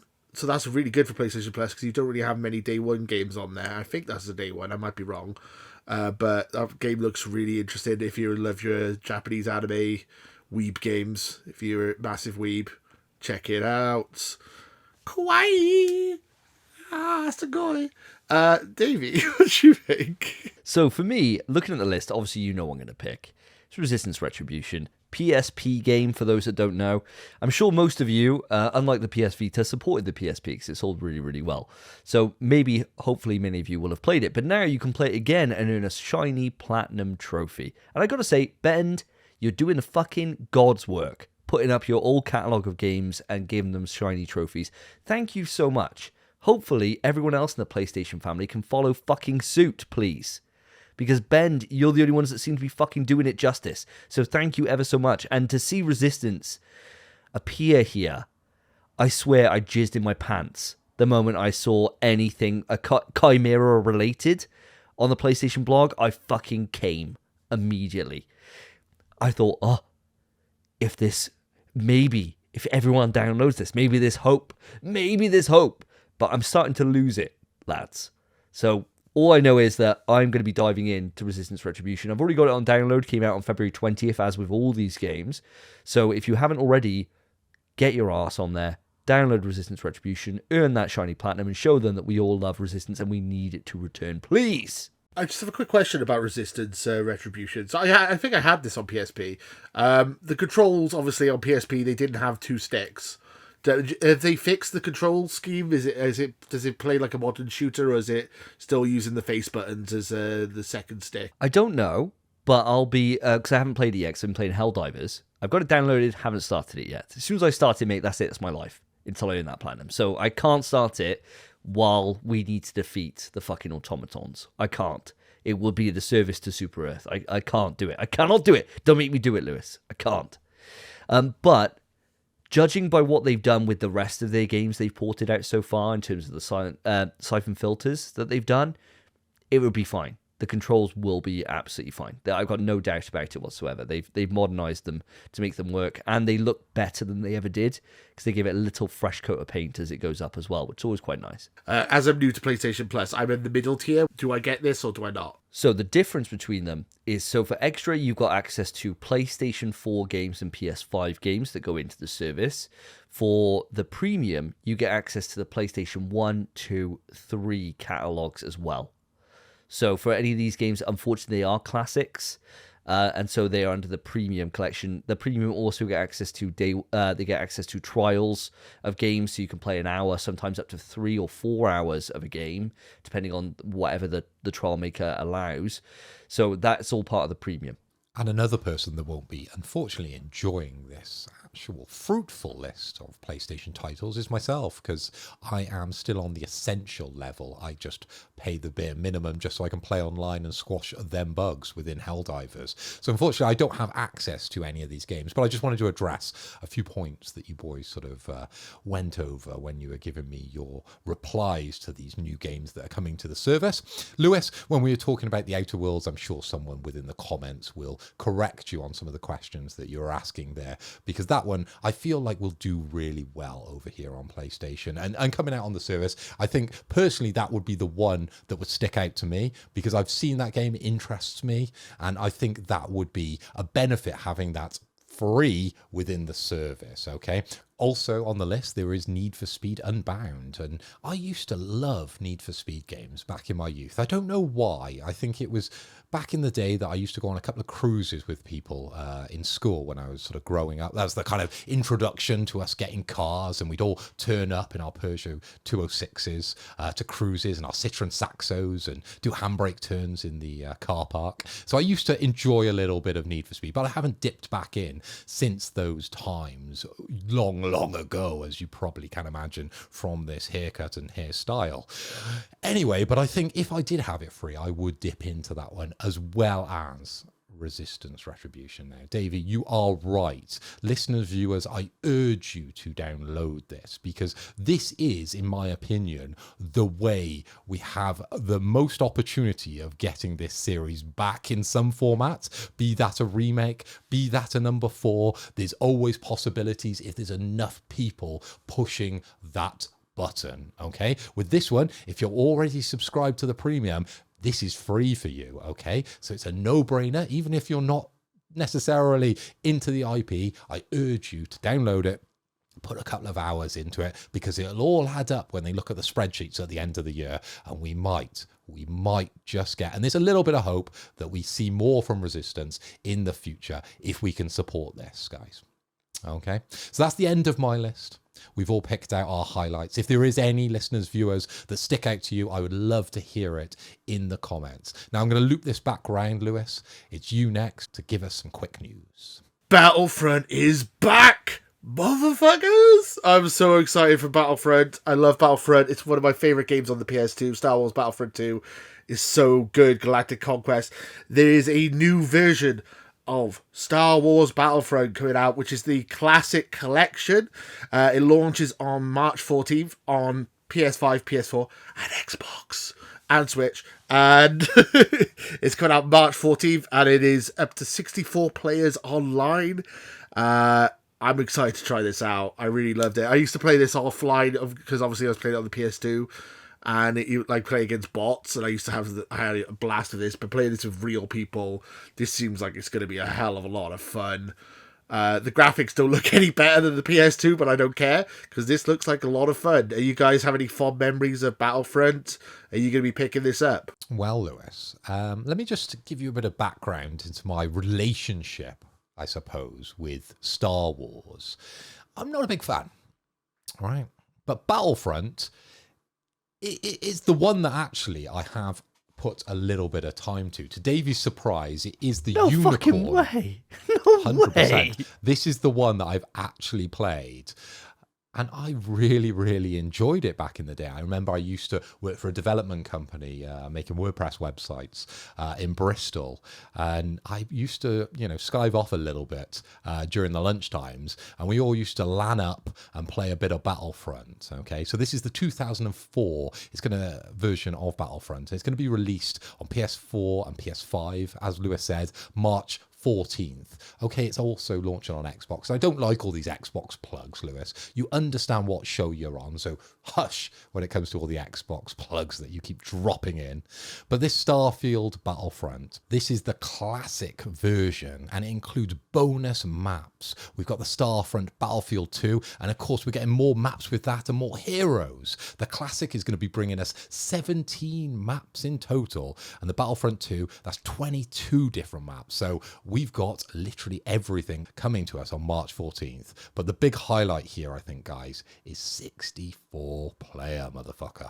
Jesus Christ, that is going to be a lot of fun, and I am definitely going to be diving into this one if we're not playing Helldivers. And we're going to caveat that with everything, I think, for the next couple of months, but I have to say it because you probably won't see me in Battlefront. I'll just be playing Helldivers. Yeah, I've got to echo those thoughts. And do you know what? I'm fucking amazed that for someone who's such an avid Star Wars hater as yourself, you detest Star Wars, I thought it was going to be sent over to you and it would be the standard reply of Star Wars, fucking, I'm a Trekkie, oh, I want to speak Klingon and go do my impression instead of fucking your Japanese. You could probably speak fluent fucking Klingon. But no, here we go. You've actually played them. And yes, I've played them as well back in the day. I adored them. Being a PS2 loser, as I was, I didn't have online. I just didn't. So I never got to play it either online. I didn't get to experience it until I went round to a mate's house who had an Xbox, and then I could, actually play a bit of online a little bit, which was quite nice. So with these, the crazy thing about it is that, and this is the thing that excites me the most, it's not the 64 player online, that's all expected these days. For me, it's fucking split screen. You could play split screen on this. I'm so fucking happy. Split screen just doesn't exist anymore, and I don't know why it doesn't exist. It's so fucking cool to sit down with a buddy next to them and just play a fucking game. And it means that me and the missus, we can just be like, should we just go and shoot some fucking Wookiees on Kashyyyk? Yeah, let's dive in. And we can just play a bit of Star Wars Battlefront, baby. I'm so happy with this. And this is one of those things that just gets dropped out of the blue that you would never call. I would never expect this to make a return like this. And here we are. It's so fucking cool, man. These games have so much so much legacy, and I think everyone around our age has an experience with this. And I think that's even more so true now that I realize that even Phil has, who doesn't even like the franchise. So, fucking yeah, let's bring it on. But yeah, after we've destroyed all the bugs and all the automatons in Helldivers, I think this should be a game we all play co-op afterwards. I think that'd be sick. We should go on Galactic Conquest and take over the galaxy as the Empire. I think that would be sick. Let's just ruin the galaxy for everyone. Yes. Well, that's a famous democracy as well, isn't it? Even though, we know the truth behind the matter. But he did bring peace. The Empire did bring peace for a while. It's just those pesky rebels. Always trying to start something, aren't they? I'm on the side of the Empire on this. And I think, Lewis, I'm going to join you in this conquest. It's time we free them from their free will. These bloody pesky rebels. They don't know what they got, do they? They don't know what they got. We wipe out an ancient Jedi order for them with Order 66. These Jedis, they don't even love people. They can't even love. If they can't love, how can they love you? Nerds! Live long and prosper, nerds. Live long and prosper. Davey, join me on the dark side. Yes. Yes, I will. I'm not going to be like, no, never. I'll be like, yeah, all right, yeah. We spreading democracy? Yes, we are, baby. I am your father, Davey. That would be a fucking. I'd be be weird. We're like near enough the same age, so unless you've traveled back in time, impregnated my mother, and then traveled back to the future, and my dad thinks that he's my dad, but actually you're my dad. Oh, it's like some fucking John Connor shit going on here, some Terminator level stuff. But anyway, quick news. Moving it on to me. I got a juicer here, and I fucking mean this. There's 3 different parts of this one whole conversation that's been erupting on Twitter. And I think the easiest way we can do it is I'll kind of lay off what all 3 are, and we'll tackle them. Kind of moving about the place. I'll try and do it the best I can to keep you guys on track. But they're 3 separate things that I think will bring up 3 separate conversations, but they're all part of the originator, which is a investors conference for Sony. So anyway, Sony had their earnings call whereby investors, if you're not sure how markets work, investors were able to go on and they can talk to the CEOs and the board members about the performance of the company. And so they can ask questions and try and dig down into why the company's performing the way it is, what its plans are, etc. and so on. Now, we always get a couple of little nuggets out of these, and sometimes we get some real big ones, like with Warner Bros., where they announced that Mortal Kombat was coming out and no one knew, and they just spurred that out of nowhere. So you always get something out of these, and this has really ignited stuff. So here we go. First up, Sony lost around $10 billion of stock value after it cut its PS5 sales forecast from 25 million to 21 million. An analyst has said another problem is that Sony's operating margins should be around 20%, but ended at 6% last quarter. Okay, so that's the first bit. Second bit, Sony president, COO, and CFO Hiroki Katoki, I'm sure that's not his name. I'm going to go with it now. Hiroki Toki. Toki. I think that is his name, Hiroki Toki. I'm sure he doesn't say it with that cadence, though. It's the cadence, isn't it, that throws it off. If I'm doing it Hiroki Toki, I'm sure that's not how he says it. It'd probably just be like Mr. Toki, right? Says that PlayStation studios need to improve when it comes to the use of money, scheduling, and fulfilling their accountability towards development. And the final piece of this puzzle is that PlayStation will not release any new major existing franchise titles, Spider-Man, God of War, Ghost of Tsushima, etc., before March 31st, 2025. Major projects are currently under development. Huge bit of news that's come out from this, and it's also led to a load of industry fucking doing my head in. So on Twitter that I've got this big kind of Twitter war that I'm raging about misinformation. We've been doing it for probably the last 15 odd episodes on this show.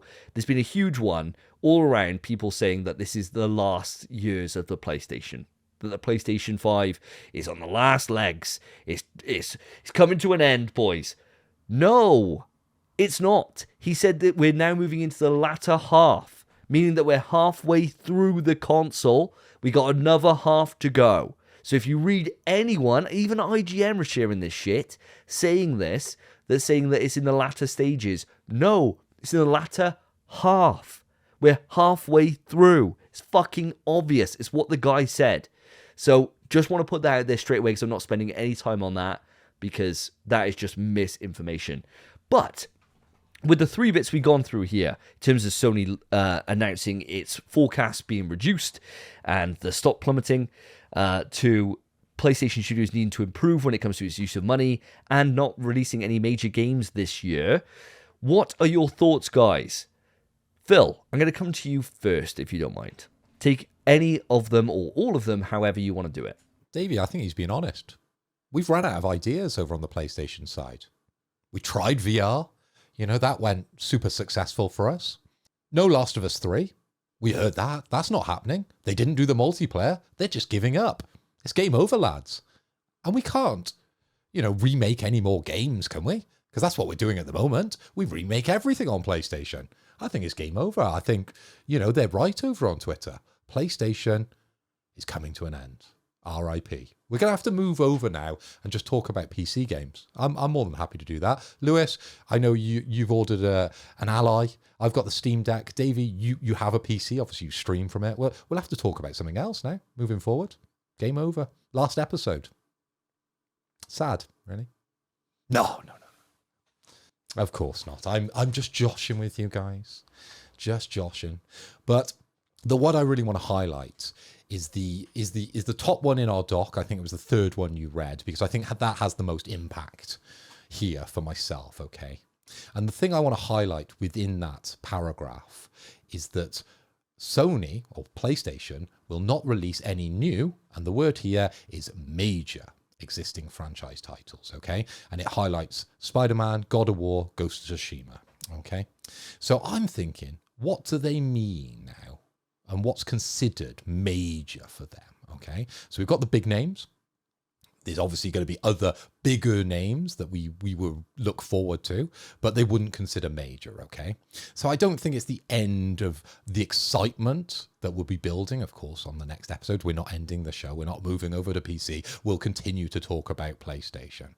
I think there is more coming, but we're not going to be getting those sort of headlines, The Last of Us, Spider-Man, God of Wars, okay? But are we worried? I don't think we need to be with this news.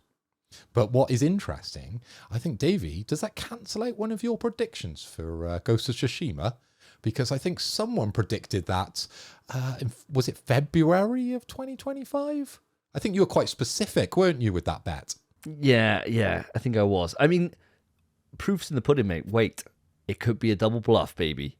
David Jaffe famously got interviewed and he said, no, I'm not bringing any games to E3 this year. And then what does he do the next day? Turns up on stage. Here's my new game, baby. So I'm gonna say that it does look like Ghost of Tsushima is not releasing Q1 as I said it would, and it's probably gonna be Q2. But wait and see. We're not gonna punch the card on that bet just yet. Wait and see. So we've got to continue the podcast into next year for you to suffer from that shot. Is that what we're saying? Because, of course, Toki Todoki, or however you pronounced his name, Todoki-san, he is known, isn't he, for being a court jester and coming up with bullshit just to cause hysteria. He's just like Hideo Kojima. He just puts things out there just for people to talk about, doesn't he? I don't think so. I think this sounds very serious, mate. So I think you are wrong, and I think you're going to be taking that shot on episode 90. Spencer will back me up on it. I'll take the shot because why not, right? I'll take the shot because I've got none at the moment. So I actually need a shot. I'm going to be thirsty as fuck on episode 90. So I'll take it. I'll do that, no problem. But Todoki-san has been in the job for a fucking couple of months. We don't know what he's about. He could be having a fucking laugh up there, for all we know. He could be saying whatever the fuck. He's only an interim CEO. He's not there for the long haul. He'll be stepping back down. He can hide back in the shadows then, running fucking finance, whatever the fuck he was doing. Nobody would care.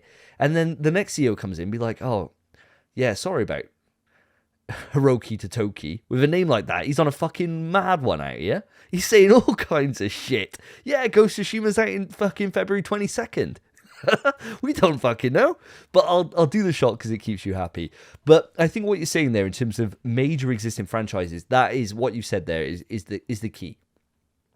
It means that we could still have a whole myriad of titles that come out before the end of the year that don't fit into the Ghost, Spider-Man, God of War, Horizon brackets. And we're not expecting 3 of those anyway. Ghost is the only one out of those that I would say that I'm actually expecting to come out fairly soon.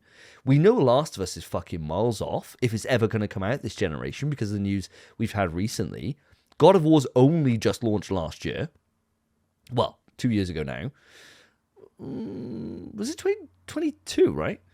I'm trying to think. Some of us played it last year, but they were quite late to it, weren't they? Because it took them a long time to complete it. So I think that's where the confusion lies here. But yes, God of War was the year before, and obviously Spider-Man was last year. Yeah, exactly right. So I don't think any of us were expecting that. We got a huge heavy dose of PlayStation now, all the way up until Q2.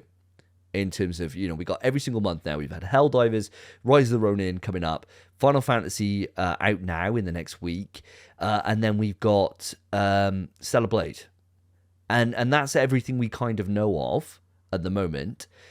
We got 6 odd months. There's plenty of room in there for a littler title, maybe like, say, for example, Media Molecule's next game, or something like that, right? That will come out that isn't going to be the one that is, they put in like a 20 million system seller on it, but something that is still going to mean something for the PlayStation faithful. I don't think we're going to be left now until fucking April of next year with no releases from SIE. That isn't going to happen. Just, it ain't going to be the big uns, which we already know it's not. But Lewis, I'm sure you got something to say on here, being an Xbox guy with loads of releases planned for this year. Yeah, I mean, you forgot about Foam Stars. I mean, you had that this year as well. Don't forget that. There's another one of your great exclusives. Oh, yeah. Yeah. But I pretty much was going to say what you just said. I know they said there's no Ghost of Tsushima, no Spider-Man, no God of War, no Last of Us, blah, blah, blah. But you do have a lot of third-party, exclusivity deals coming through, and I'm sure there's probably more for later on in the year. I mean, the rumors are that the Nintendo Switch isn't coming out. The Nintendo Switch 2 isn't coming out to 2025, so Nintendo's probably going to have a kind of a weak year as well. Xbox have got 10 exclusive this year, which is really good for Xbox, but it's probably unprecedented for them. But I feel like overall, most companies are having quite a quiet year after last year was so insane. I feel like most people need kind of a year to recover from 2023, to be perfectly honest. I wouldn't worry, honestly. If as a PlayStation fan, you shouldn't worry too much. You got Helldivers now, you got Final Fantasy, and then if there's no more exclusives for the rest of the year, you've still got Elden Ring DLC coming out. You've still got a new Call of Duty probably in November. There's still other games to play. It's not like you're gonna have nothing to play, even though there's no big first party AAA games. I mean, Xbox had the issue in 2022. I think it was 2022 where we had no games at all, and it was just Grounded and Pentiment, which now you guys have got access to, and that was the only 2 games we had the whole year. So having a down year is not the end of the world. I think you guys will be fine. You got so much to play already, and as you said, if they stop developing games for a year, the whole game industry just stopped for a year. You still have loads to play anyway, so I wouldn't worry about it if I was you, to be honest. No, exactly right. They're seeding everything at the start, and I think there are some games that we could speculate on what we would expect to see this year later on, but there's a rumor about one. So we're doing a lot of this episode. I don't mean to, but I'm kind of holding back on conversation because I know it's a rumor. So it's So I'm going to move it on from that first point, right? I think we've all nailed that. In terms of the second point here, which is that PlayStation Studios need to improve when it comes to use of money, scheduling, fulfilling their accountability towards development. I fucking 100% agree. I 100% agree. This is exactly what we spoke about earlier on in Quick News when we were talking about Bandai Namco. It's the same fucking deal. And this is, I guarantee you, part of this is shade towards Naughty Dog. Because they've burnt a lot of fucking time that they could have had projects out that they've wasted on The Last of Us fucking multiplayer, which never came to fruition. And they could have just literally just got that into at least a semi-workable state and just pissed it out. Now, is that for the betterment of the IP? No. The betterment of the IP is to do nothing and to cancel it the way they have done. So they've protected the IP, which is the smarter play here.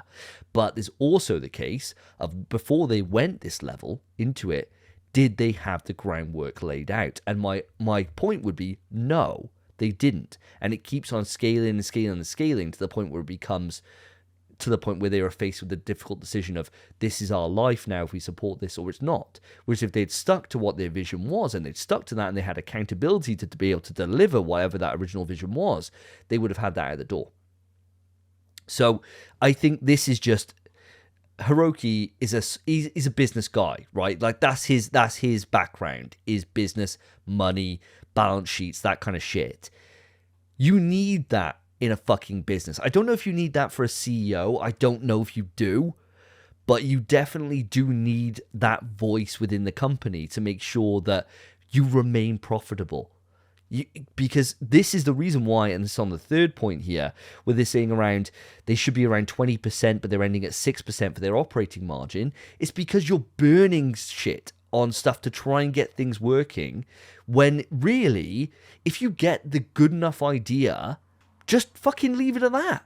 Like, and sure, there's the argument, this is capitalism 101, 6% is still a profit, right? So it's fine. But when you can make more from your company, when you've got a money man in there in charge right now in the interim position, things get a little bit tighter, things get squeezed. And what we know from past generations, when you look at, say, PS1, is a prime example of this. I've just been playing Silent Hill 1 now at the moment. And the design decisions that exist within that, same as with the game that can't be mentioned, because of constraints with hardware or with budget and time, make fucking diamonds.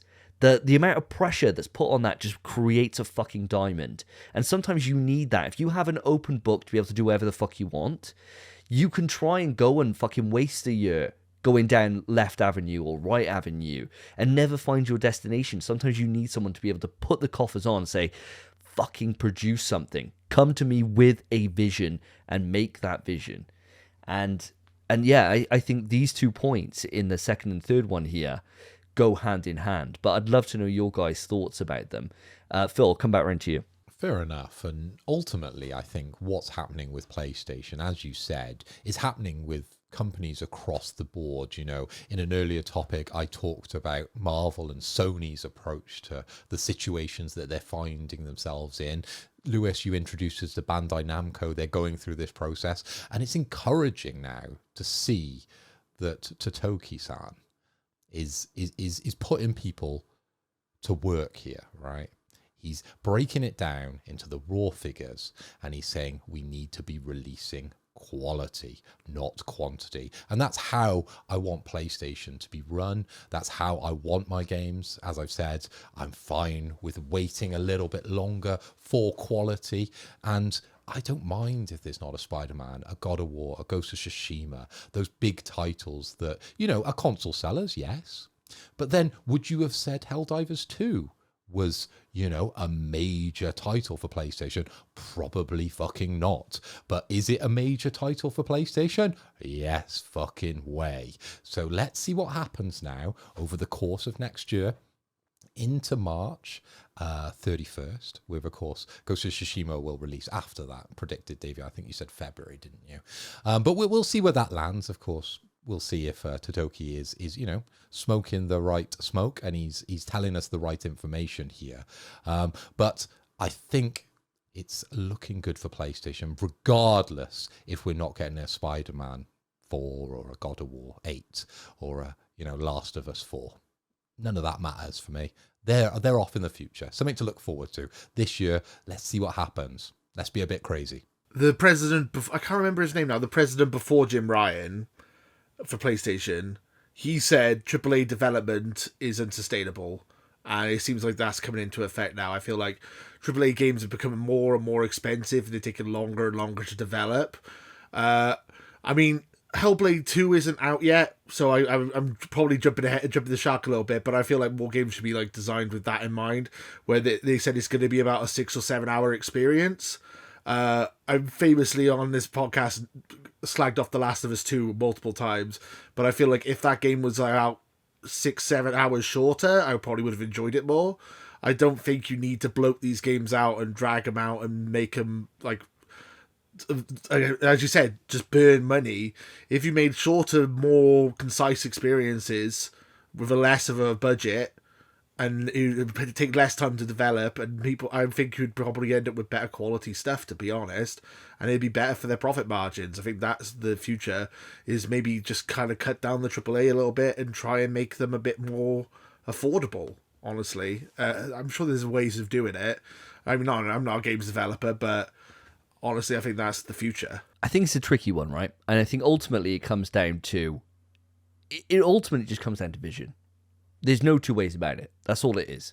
If you've got a vision in your head that says this game is going to be really epic in scale, scope, and we want to do best-in-class graphics and everything else, you need to have the kind of budget that GTA 6 is going to have, which is reportedly $1 billion, right? And that's how you deliver that. But if you're working with a budget which is a fucking shoestring, then you do the best. You sacrifice where you need to still deliver your budget, be that in the graphics department or whatever. But you make sure the gameplay's top notch and the presentation's the best it fucking can be. And you take shortcuts and you try and add some flavor to the game and make a game's shortcomings become features of that game. Like I always think about with the game that can't be mentioned, would it still be the same if it didn't have door opening transitions or pre-rendered backgrounds? No, it wouldn't. And those shortcomings are what made that fucking feel like it is and make it stand the test of time all these years later, right? I think that AAA doesn't need... I disagree with you, Lewis. I don't think that AAA needs to scale back. I think that what it needs to do is be smarter in terms of the project that it takes on. And I think that's what it needs to do. It needs to have an idea of what it's going to be. It can't just be generic man versus aliens, where the guy's got a bald head. Like every game on PS3 was always, guy's got a bald head, shooting aliens, third person. Brilliant. Let's do 15 of those, PlayStation. And you had like Starhawk, and sure, they were all different, but they all looked the fucking same, right? They all did. Everything's grey. Everything's this. You're always hiding behind cover. And it's like, we're not in that ecosystem anymore. You've got to be more original with your AAA game ambitions, and that's how you make your budget. And if it works, then it fucking sells gangbusters. You look at like Baldur's Gate 3, for example. They had a vision, they delivered that vision. It's long as fuck, but it works. It's great. Spidey 2, my issue with Spidey 2 is it's probably not long enough for the story it wants to tell. That it needed to be longer. So they probably should have cut Spidey 2 at an earlier point and saved the latter half to stretch that out and have that as either a separate game or a DLC campaign. You can't do it all, but how you balance that is now critical because the price of failure is so high. And it's a lot to ask, but that's why you need these money men in the background to be able to keep everyone in check and keep the balance books going. And so I'm not worried. I was concerned though by this. One final thing before we move it on. The forecast of 25 million to 21 million is 4 million off, which is a lot. That is a lot. And it shows, if you're going out there thinking, yeah, we're going to hit 25 million, you're hoping it's going to achieve over 25 million, right? You're hoping that you kind of sail past that so that you can impress the board. 21 million a year is fucking impressive. That's, by all estimates, that's more than Xbox, the Series generation has sold this entire generation so far. So it's nothing to be scoffed at, but it's not where it needs to be. And what's the reason for that? Personally, I think probably it's the amount of exclusive titles that are on the system at the moment. I think that's probably part of the reason. It's a very convoluted thing, but I want to say first off, nothing to worry about.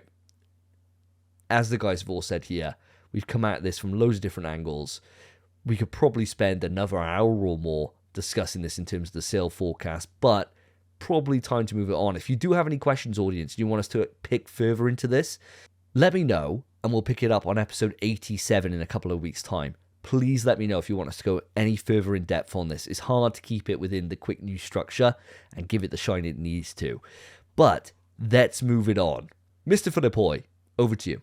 Okay, guys, I'm going to round it out with a bang because I've got some VR juice flowing through my veins and I need to get it out quickly. Someone open their mouth because here it comes. Here's some PSVR 2 news. Okay, so we've got some games coming.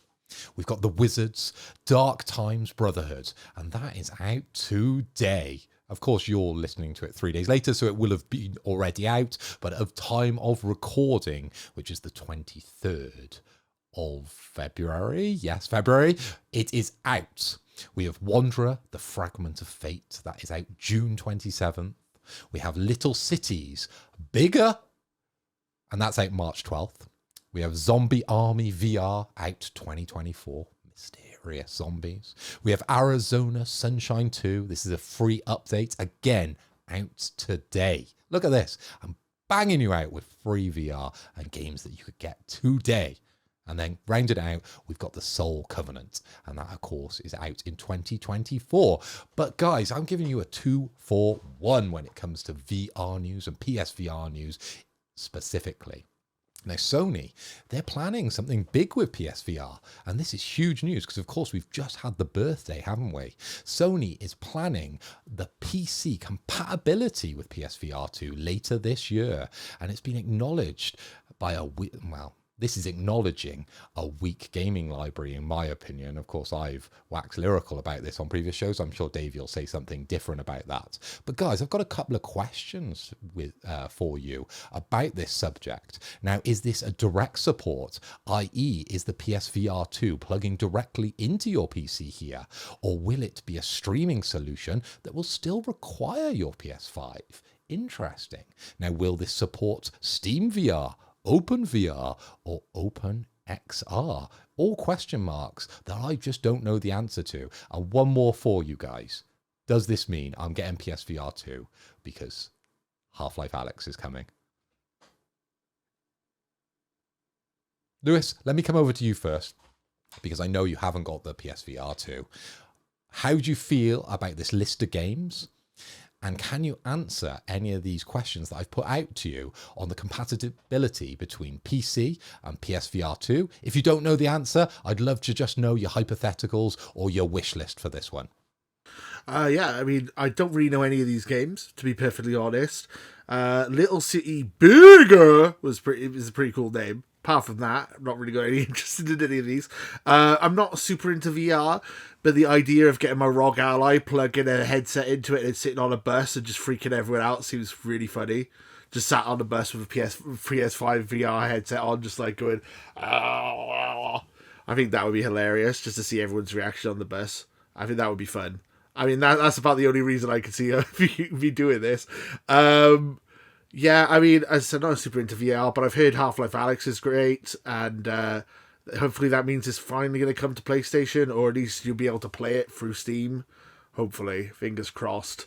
Fair enough. And, you know, it's probably a difficult subject for me to talk about too, purely because I'm not a VR guy. I haven't bought a single VR headset, but I have had experience in VR headsets within the past. Okay, I used to do some content creation and some research for a popular TV show on Channel 5. And I remember the days of us getting the original wave of VR headsets coming into the studio for us to test. And it was an interesting time, you know. There was a lot of jank, and I still believe there is a lot of jank out there. But what PlayStation are putting out, it is broadening that weak library, as I alluded to earlier, but I don't think it is enough. And this compatibility with PC, I think this is something that we've all kind of been screaming out for, the possibility of somehow getting PC games onto the PSVR and that lovely headset, because it is beautiful, right? It's just lacking the wealth of games that you have over on PC. But the question is really, is that going to come directly from PC to PlayStation, or is it a streaming solution? Davey, I don't know if you have any thoughts when it comes to the PSVR 2 library, which I've very eloquently laid out in front of you, or the news that Sony is working on compatibility for the PSVR 2 and the PC. Got so much to talk about. So much to talk about here. First off, this bullshit that you're slinging about it being a weak library is fucking wild. It's fucking wild. It's a year old, and you've got Gran Turismo 7, Mini Golf VR, Kayak fucking VR, Synapse, the game that Carl you mentioned 4, and the game that Carl you mentioned 8 in full VR. What the fuck are you talking about? But if we ignore your ignorance in the VR front, a game that you yourself popped off about and said it's the reason why you might buy a VR got dated for June 27th in terms of Wanderer. That's the game that all of us watched that video when that was first shown, and we were like, wow. In your words, Phil, this is a system seller. I might buy a VR for this. And now we know it's out in June 27th. So fucking excited for this game, you have no idea. I cannot wait to dive in. And the new trailer they showed looks super hype. Even being able to go in and get a water pistol, right, which is full of gasoline, pump it up as a super soaker. Looks like I'm jacking something off there. But no, it's a super soaker, if you can see that. That's not like a horse dong or something. Pumping that, getting the lighter, and blasting that up to make like an absolute explosion. Super fucking cool. This is what I said on a couple of episodes ago when we were talking about VR trailers. Show me the interactivity. And this trailer had it in fucking gang loads of stuff. So much stuff here. Super, super excited. But you're right. The big news here and the biggest big ticket item here, and it's only like a line in the PlayStation blog post, is that PC compatibility for PSVR 2 later this year. Huge, huge news. This is what it's needed. The PC space is the best place for VR because you've got so many little independent developers that don't have to put huge amounts of money in to be able to create a VR experience. No one is going to hit a limited audience, but it's got a small like budget, so it doesn't matter. And you could just put it out there. Like Legendary Tales, which I was popping off about, just came out to PlayStation a couple of weeks ago. Haven't had time to dive into it because of Helldivers. But that was a game that came to PC VR years ago. You know, and then they got to spend a considerable budget to get it up to PSVR 2 standards, right? To get it out there in front of the console people that want it to look AAA and look the best it can do. If you can just get this headset, which is a very affordable headset, which achieves really good specs compared to anything else around it for the price margin that it's going for. And all it would take is just, it plugs in via USB. So you just plug it into your USB-C on your PC, and it will just work. That's the way it's gonna do. The thing will be about game devs will then have the choice of if they make it optimized for PSVR 2 or not. And that would be the big thing. So we'll have to see how that goes, but this is only going to proliferate VR or PSVR 2 to a wider audience that already exists. You're getting a niche on a console anyway, so if you can grow that and get that in front of the PC VR crowd who now, they may think, oh, I got an older headset, I could spend, a few hundred more than the PSVR 2 to go to the next level up, or I can go for this, and then I can still play this with my PS5 as well, so I got two options. Why not? It's a multi-system thing. I can't buy my Quest and play that on my PlayStation, but with the PSVR 2, I can play it in both. So it becomes a really attractive product at that point. And especially if Sony then did, for example, put some resource into VR development, which I can't imagine they would, but say, for example, they did for the sake of argument here, the PC crowd now are in that position where, they've got a PlayStation in the background because they play God of War Ragnarok, because you'd be a mug if you haven't. They can then go back and forth between the two.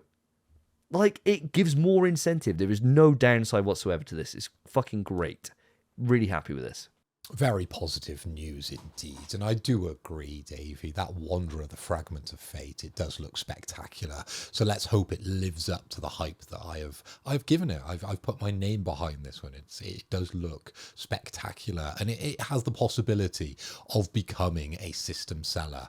But Lewis, you can see why I love talking VR on this show. It just winds them up, and if Spencer was here, he'd be on the same fence as Davey because he absolutely loves PlayStation VR. He's an apologist. That's what I like to say about these guys, because they know the answer here. They know it isn't all that it should be, and it could be. And that's what I want it to be, right? It just gives me a chance between these sections to cosplay Simon Cowell and to be a bit of a dick about this platform because I want it to be better, okay? Actually, I'm cosplaying as you because it's normally you playing this role when you come on the PlayStation show. You chuck in a little insult about The Last of Us and it just sets us all off. But that's the fun of the show. But guys, what I want to ask you before I move this on, and I can see, Lewis, you are keen to jump in. Dreams. Why didn't they do this with Dreams? Like, why not? If that was there somewhere locked within their memory banks, right at the back, right? Go past all the memories of your childhood, go past all your loves of your life, and right at the back there was that little spark that said, "Bring it to PC." Do you know what it'll do? It'll do well. It'll bolster the gaming library, which, you know, I'm being a bit coy and a bit disrespectful by saying it's a weak library. But it'll bolster that library even further and bring opportunity, as Davey said, for further development and quality that we can get off those smaller developers that have that smaller budget to be able to produce games. And I think it's beautiful, but it's just mind-blowing that Sony has said this. Wow. Well done, Sony. I would shake your hand. Well, speaking of Dreams, right, before I let Lewis jump in, very, very quick, there was an article, I knew, when you said it, I thought, I know I've seen this. Article published on the 7th of February, right, which was a interview with Media Molecule, and they said that they had a PC port of Dreams and PS5 port planned, and it was near completion, and they canned it to focus on the new project. Media Molecule, can you get any fucking dumber? This is why Hiroki Totoki is coming in and fucking putting the fucking fire under your ass.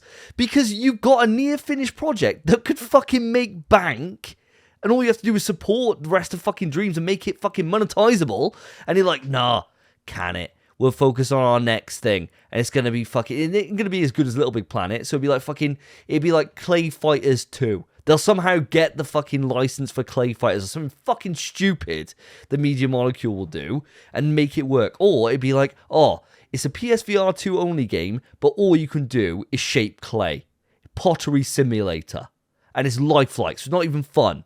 You can't even like throw pottery like clay at someone or put them in the stove or whatever the fuck the thing is that they make pottery in. I can't remember because I'm not a fucking nerd.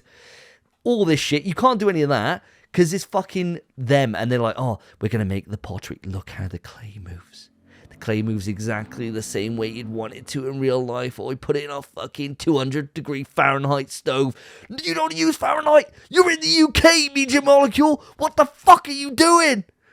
Oh, they just fucking piss me off. Every decision they make, they get it fucking wrong every time. It does my tits in. And sorry to cut you off before you jump in, Lewis. I know you're ready to go. You're ready to pop on this one.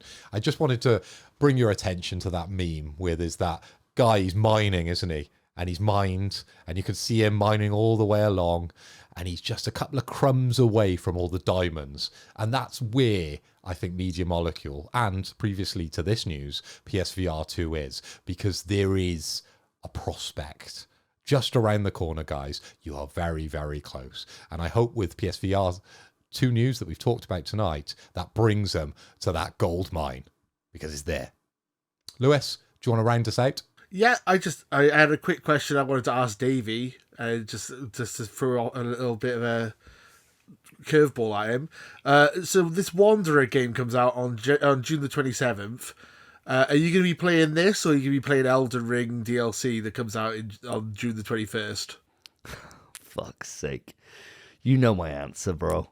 It's Elden fucking Ring, baby. It's the same way.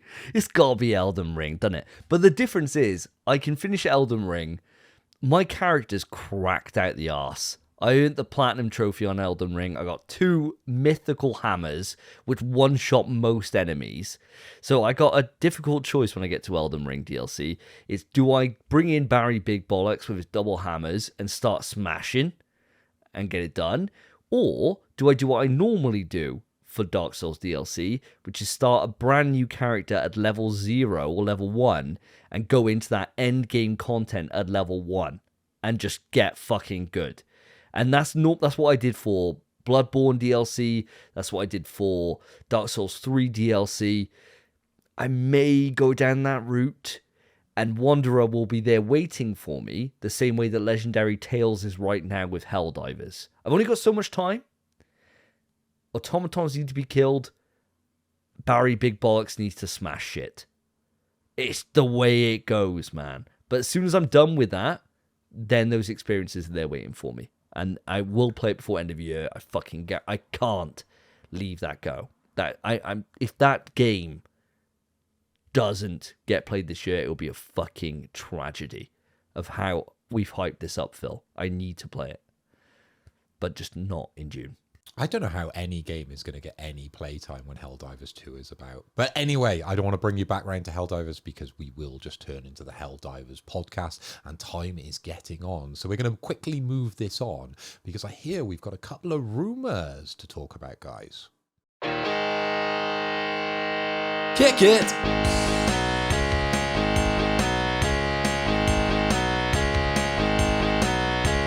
Wake up with a rumor and you don't want to go. You ask if it's confirmed and they still say no. Rumour has it, guys, we have a host of games coming to the PlayStation 5 this year and maybe into next year. And this is what I was kind of alluding to on my quick news piece earlier. I didn't want to get too much into because I know we had to cover it here. So we got 3 separate rumours here, but I think we can all tie them into one overall rumour. I'll read them out as we go. First off, Sony could be planning to release a new Astrobot game this year, it has been claimed. Ooh, very nice.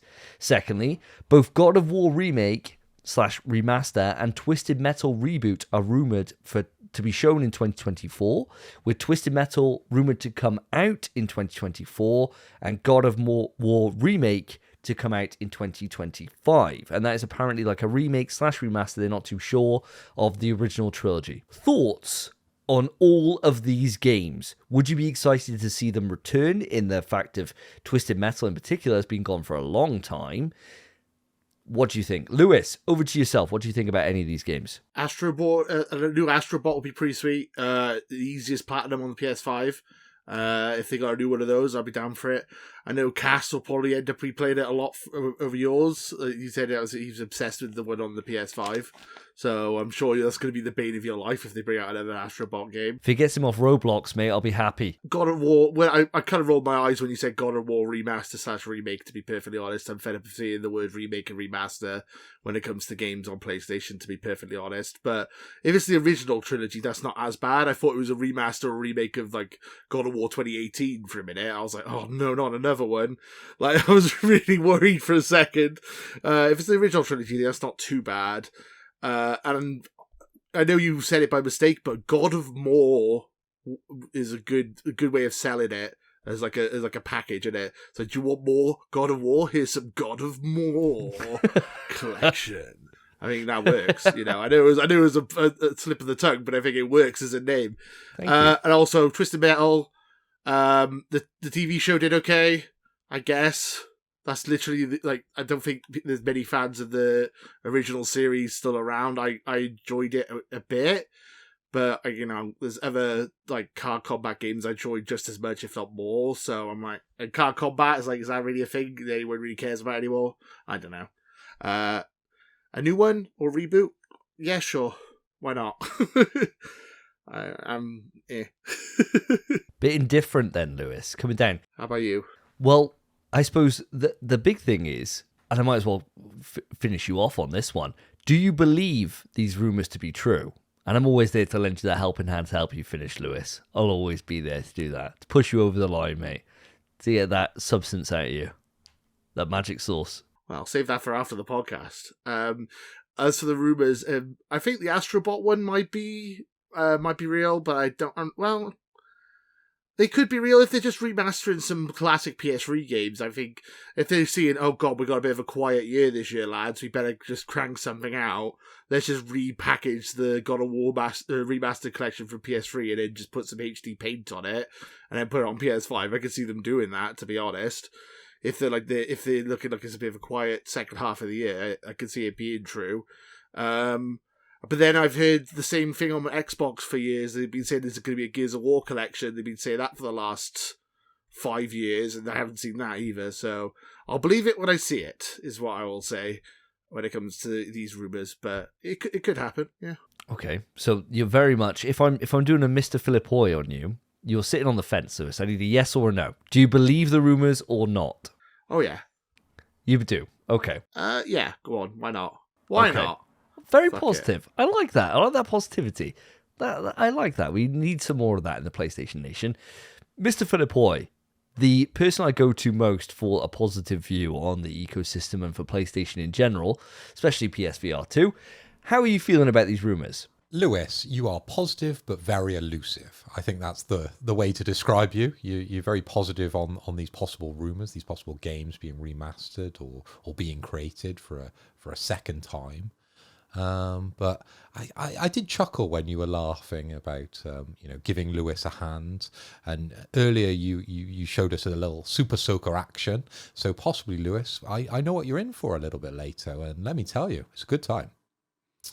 Moving on to these games. Now, these aren't major games, are they? Wink, wink. So this is what we're talking about when we're talking about PlayStation, okay? And the games that we're going to be seeing now for 2024.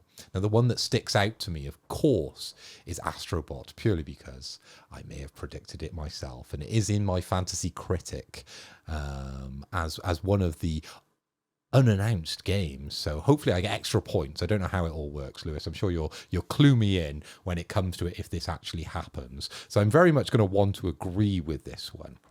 But going back to the original Astrobot, now this, in my opinion, and popular opinion, I suppose, was a tech demo for PS5, but it was a lot more than that, wasn't it? A lot of people really bought into the IP of Astrobot, and he became the mascot, or he is, I suppose, the mascot now for PlayStation 5. My question is, what are they going to do with this IP, right? Are they going to create another tech demo for another bit of hardware that Sony are going to release? Are they going to bolster, their efforts in the VR? Are they going to talk more about the handheld stuff? We don't know. Or are they going to give Astrobot his much needed own IP? And where does that go? What does that look like? I'm unsure, but I think that's the camp I'm going to sit in, because he came across very well. He is the new Sackboy for PlayStation, and I think he deserves his own game, and I think he deserves that respect. Now, moving on to the second and third games here, okay? So we've got the God of War remake and the Twisted Metal reboot, okay? So my history with God of War is relatively spotty, I suppose, mainly influenced by yourself, Davey. I got into God of War, I think on the third one, I remember going over to Bristol Asda, I think it was, on release day for God of War 3, and we picked it up together, rushed home, and I enjoyed that clone of Devil May Cry, or how I coined it back in the day, which I didn't really enjoy, and I wasn't a massive fan of that one while playing it through, but I did, and I remember completing it, and you did convince me to play the PS4 version of God of War, and of course Ragnarok, which I'm very impressed with. You have changed my mind on that IP, so I think this would interest me if this was to happen. It would give me a good chance to go back to God of War 1 and 2. Now, I'm getting into my game emulation on the side. I was only talking to Lewis earlier about all the different consoles that I'm buying. I've got a Mini Mu Plus. I've got some Pow Kitty devices. Hopefully, a few of our listeners will understand what those are.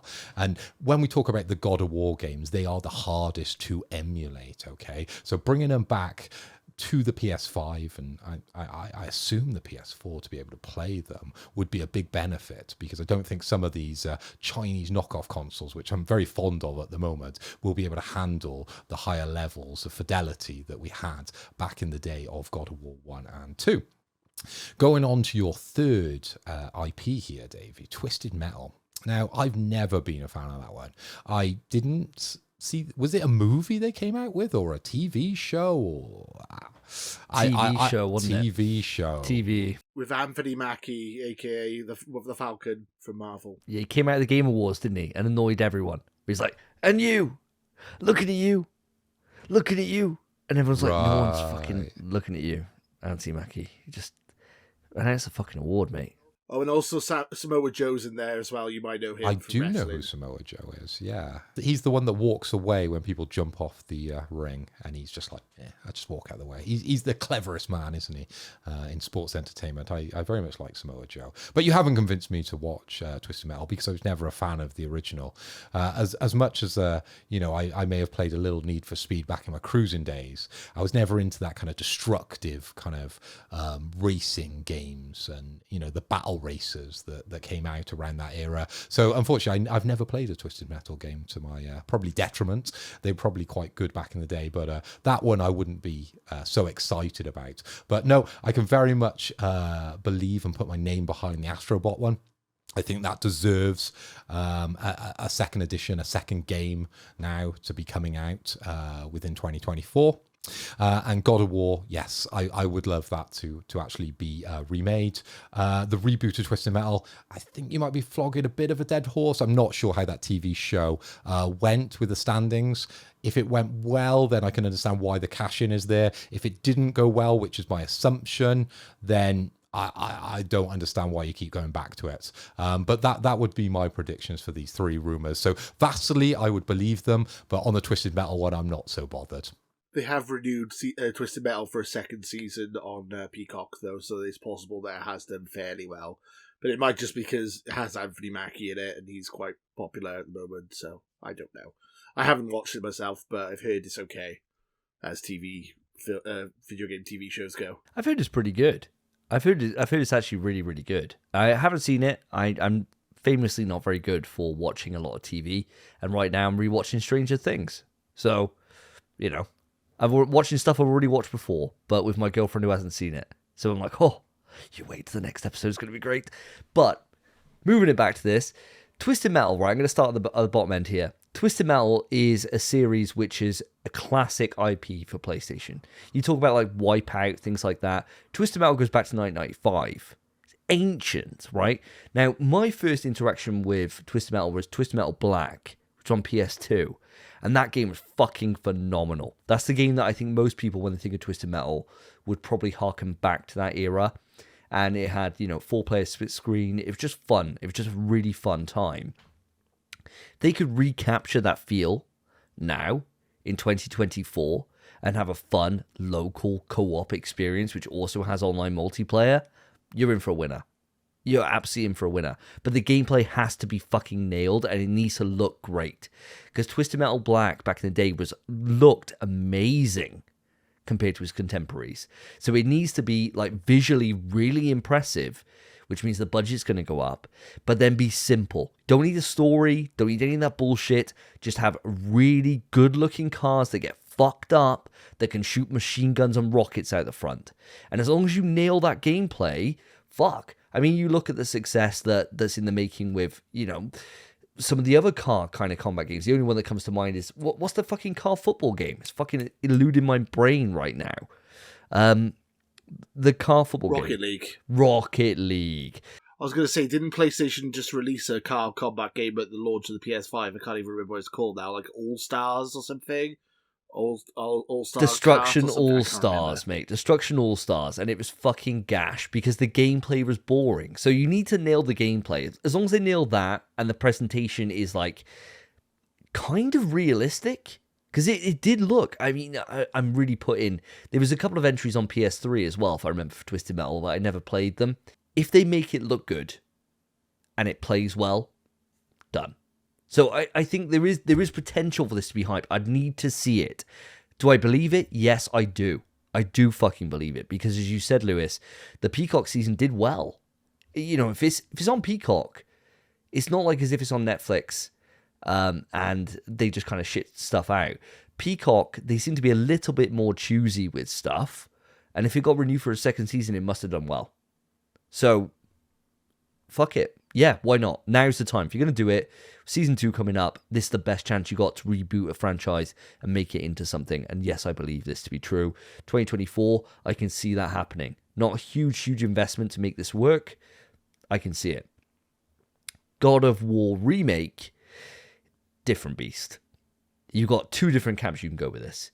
You either remaster, so you keep it from the fixed camera perspective or the motion camera on a top level and move it over, in which case it's very limited money to be able to make that to work. As you said, there's already been multiple times of it's been remastered over the years.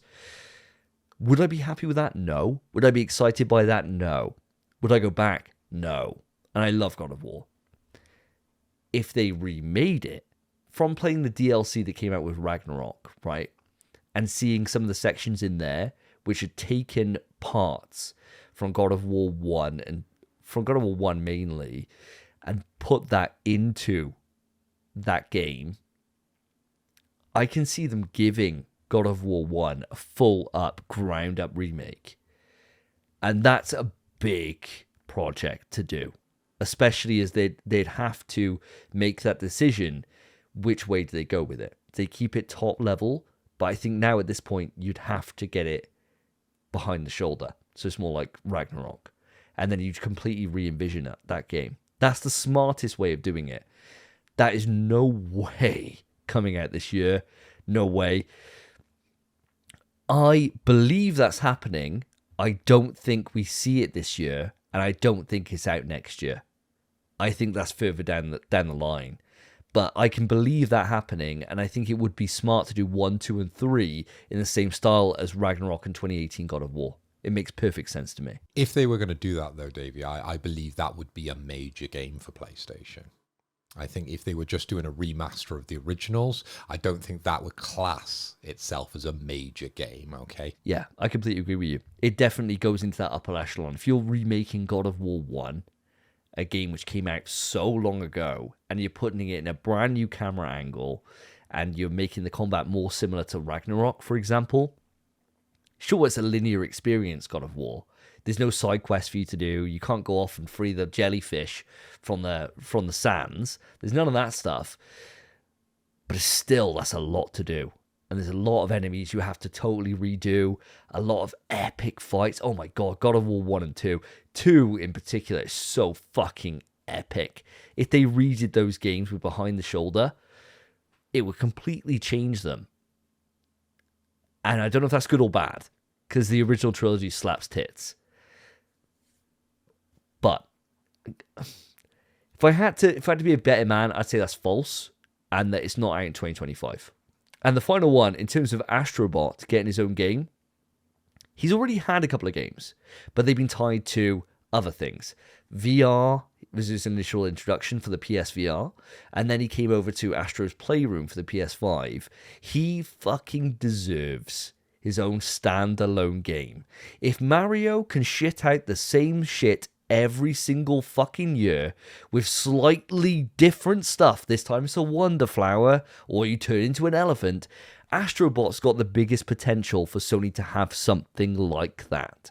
And Astrobot Playroom fucking slaps. My son has 80 hours in that game. 80 hours! And he's got access to loads of Switch games. And he chooses to play Astro because it feels really good when he plays it and he loves it. He's been playing it for like a year and a half solid. Just redoing it, completing everything, just replaying it again, just resetting his save, doing it again. He loves it. He absolutely loves it. I think they could really do an Astrobot game which is about 12 hours in length with loads of different worlds that you travel between with some bullshit story tacked on, which is just great. And it really shows off the haptics which they nailed on Astrobot Playroom for the tech demo, as Phil calls it. But just flesh out everything just a little bit more. And now, this year, seems like the right time frame. 4 years since the console came out, 3-year development cycle, say, or maybe 4 year, if you're thinking they probably finished the game beforehand and they started to generate the art and to think about the concept. Seems about right for Team Asobi to get off the fucking bench and play ball. And I really want Asobi to come in swinging. And I fully believe that this is the year that we see Astro return. And I will be so over the moon when that time comes. Okay, so with those closing remarks, audience, I would love to know how you feel about these. Do you believe the rumors? Do you think they're bullshit? Let us know right into the email pswetrust@gmail.com or hit us up on the socials. All links are in the description. And now, guys, we've got a fucking listener question.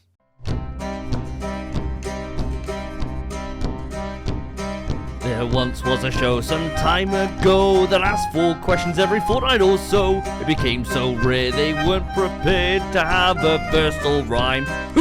Oh God, I'm scrambling now to get a word that rhymes, so how can I wrap this up? I'll take this mail and go. And here we are with a listener mail, and who has written in but the hot dog himself, Lurian. And really, Lurian, it wasn't really even a write-in, it was more just you tweeted something, and I decided to start something. And that's pretty much how this has gone. I love you, dude, but here's how it all began.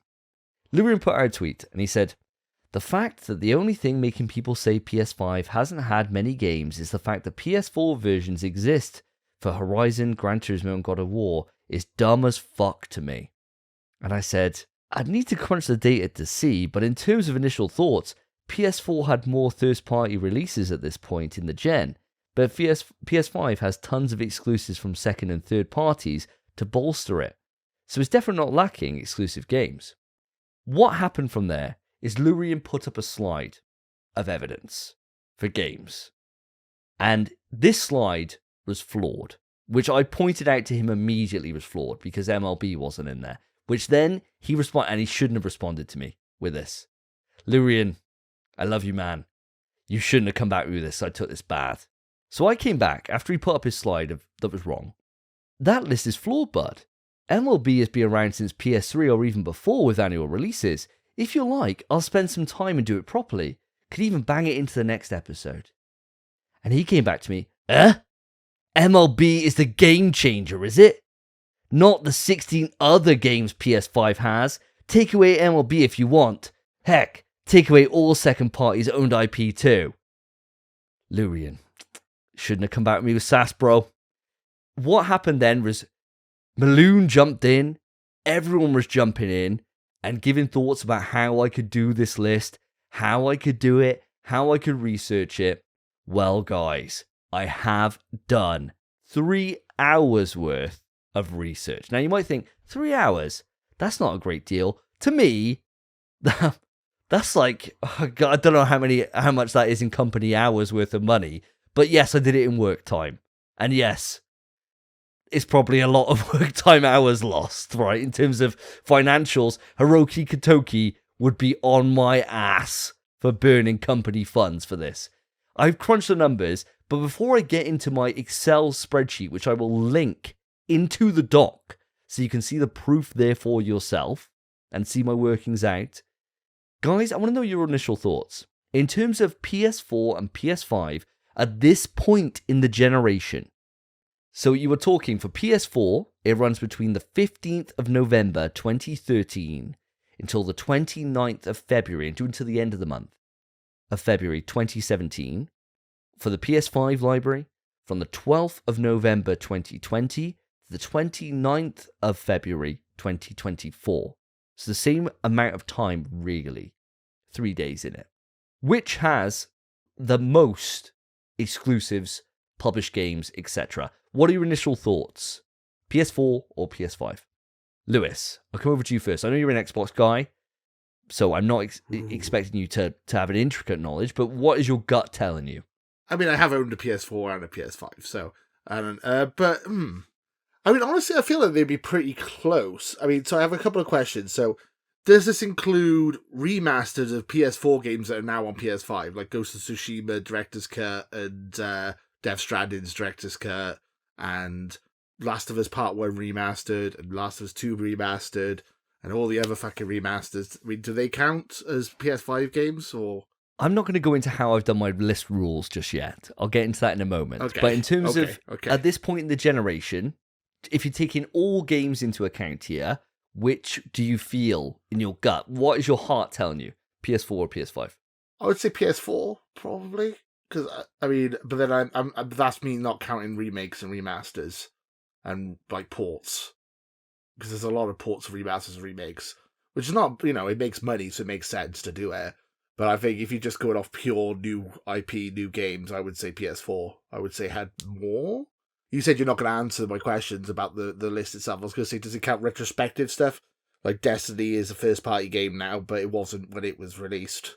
And stuff Oh, no, like I wouldn't count that. I definitely... No. I wouldn't count that. No way. No, I would say PS4 probably edges it, but I imagine it's quite close. I feel like they're kind of going on a similar pattern of what they did with the PS4 when it comes to the release cadence.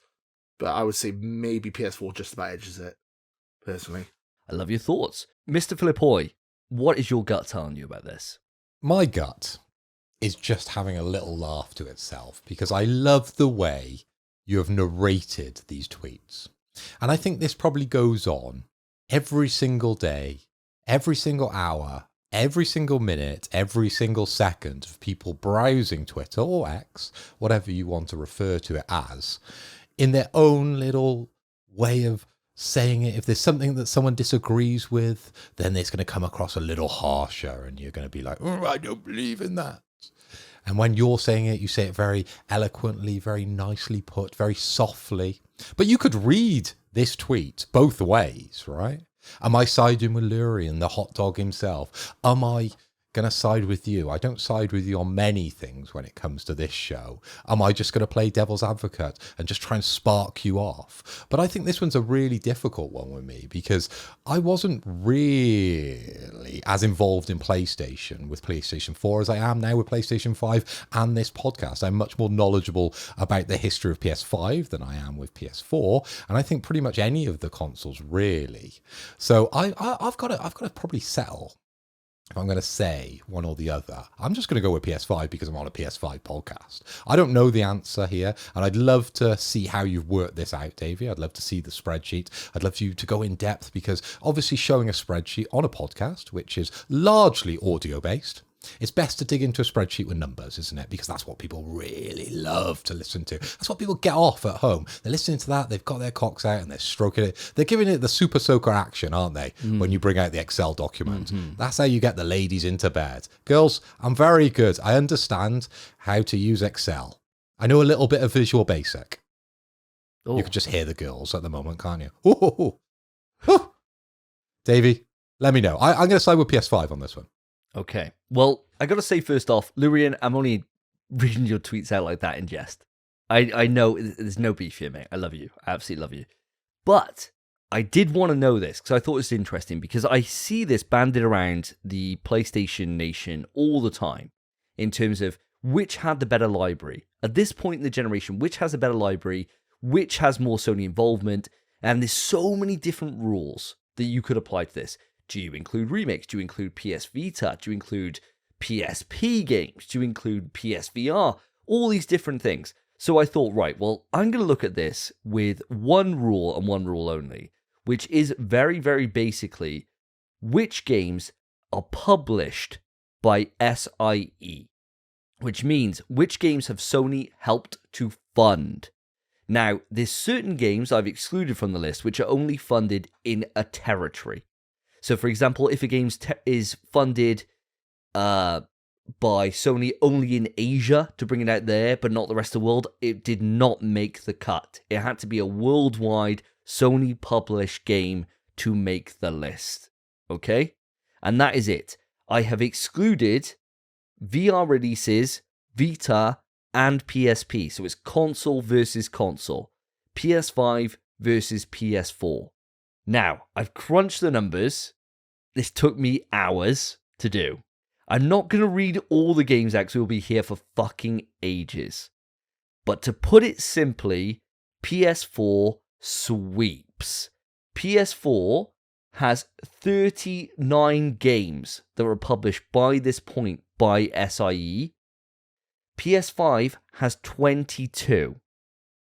Now, if we exclude remasters, remakes, ports, which I already thought about, it takes the list down even further. So if we exclude that, it takes out 6 games from the PS4 list, which takes it down to a total of 33 games, and the same total of 6 games from PlayStation 5's list, which reduces it down to a total of 16 games. So 33 compared to 16. So if you were looking at this as purely a numbers game, and this is where I find this quite interesting. If you looked at it purely numbers, you'd say, wow, SIE shit in the bed this generation. Fuck me, they're putting out nothing compared to what they did a generation before. However, I then went a little bit further beyond. I dug into the Metacritic on every single one of these games. Okay? It took fucking ages. Went into every single one, looked at the Metacritics, and got an average. So out of the PS4 generation, it ends with a Metacritic average of 74.9. PS5 generation is at an 84.8. Now this settles it with me and Lurian in terms of which generation put out the most. PS4. I was right, Lurian.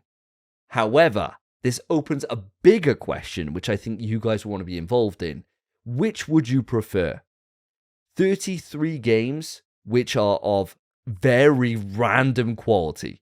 So, for example, you've got smaller games here which did really, really well, like Helldivers at 81, compared to something that was kind of similar size, but just didn't quite hit the mark when you're looking at your hardware rivals at a 56. So you're running that gambit for those smaller games. There's a lot more smaller games in this list of 39 games, if we include everything that's included.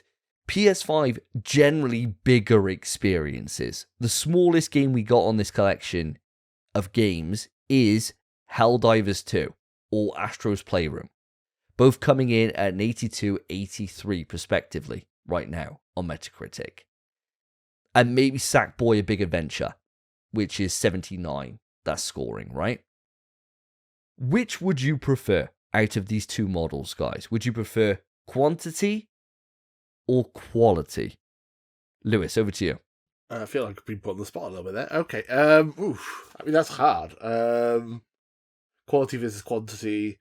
Because I don't think that, even though you said there's 33 games and they're a lower Metacritic score altogether, I don't think there's many bad games in that collection of 33 games. It's a tricky one. I personally think I preferred my PS4 to my PS5. So I would probably still go with the PS4, but it is interesting what you've said about the Metacritic. But you know, reviewers are always wrong. They gave Starfield a 7 out of 10, which is bollocks. So I don't trust reviewers anymore anyway. So fuck it. I'm gonna stick with PS4. How about you, Phil? Cheers, Lewis. Very, very professionally handed off there because he has put you on the spot. And Lewis, he does this all the time. Let me tell you, the amount of times he's put me on the spot in an awkward situation and just made me talk about something off the top of my head, being ill-prepared. He spent 3 hours of his time in work putting this spreadsheet together. He's very well prepped here, okay? But you've got to have your head on a swivel with this lad, so get used to it, because I'm sure you'll be on a future show and he'll do it. He'll do it again to you in a heartbeat. So, yeah, look out. Look out. To address the question at hand here, PS4 quantity, PS5 quality, okay? And the question I'm asking, the counter question really, is what age am I at? Because if I'm younger Phil, you know, past Phil, I would probably go quantity, purely because I probably wouldn't have noticed the quality as much as I do now, because we do a PlayStation podcast. We talk about these games quite intricately. We pick them apart every couple of weeks, and we very much dig into the weeds with all these games. Now, back in the day, I just enjoyed games for enjoying games. So some of my favorite games of all times probably didn't have the highest Metacritic score. So I just appreciated the wealth of games that was out there on the previous consoles, you know, PS2, PS3. Wow, massive libraries. And I really appreciated those when I was playing them at that age. But now, as I said, being a 39-year-old, greying hair, still got it. Never lost it. Fine wine, as they said, keep getting better. I prefer quality. 100%. So I believe I'm in the right place on a PS5 podcast because we are talking about quality week after week. And as we've said in this whole show, it's a very bright future for PlayStation 5. So I'm picking PS5. I'm sticking with the quality that we're getting through with that Metacritic average score of 84.8. Oh, that's high. That's very high. Very high indeed. Phil, I'm going to come on your side with this. When I look at the two, and I am very much in the same mindset that I was on PS4. So PS4 is very heavily involved with PlayStation. Lived, breathed, sweated it. Didn't have a kid, so I had a little bit more time than I do now. And a lot of the experiences over this, when I was looking back through all these, I was like, oh my god, yeah, I remember playing all these. Like a lot of the smaller ones, they were very smaller, kind of like independent studios that like they were just going out and just courting indies. If you remember, the PS4 was all about courting indies right at the start and getting a lot of them on board and getting them onto the system and really hyping them up. And that's why you've got so many of them published by SIE, because that was what the plan was back then, to get them on board. Did they all hit? No, they certainly didn't. You had gems like Housemarque put out in this list. Have I got Alienation on this list? Probably not. It probably came out just after. No, I don't. But I do have Resogun, right? So Resogun came from them. And I excluded a couple of ports they did for like Dead Nation and stuff like that. And Super Stardust. They weren't included. But all these like little games which just fucking were so good. Because PS4 had like a real drought. If you remember at the start of the generation. A really huge drought between major releases. And the major AAA releases just weren't that good. They really weren't. You had like Second Son for Infamous. And then you were waiting donks. Drive Club got delayed for fucking ages. Supposed to be a launch title after like Killzone and Knack fucking terrible. The worst game, I think the worst rated game on this entire list actually, yes. Out of the entire first 4 years, Knack, a first party published game, coming in at 54 on Metacritic, fucking terrible. PS4 lived on its indies. If it didn't have them, and if it didn't have Xbox fucking the bed so badly at the start of that generation, which they're still suffering for to this day, it would never have found the success that it did. And indies were the only thing that kind of carried it through. So that's why there's such a huge distinction between PS4 and PS5 list. Personally, out of the two, I would always go quality rather than quantity. We do not have the time. I'm always complaining about this, that there's too many games out, there's too many things that are vying for your attention.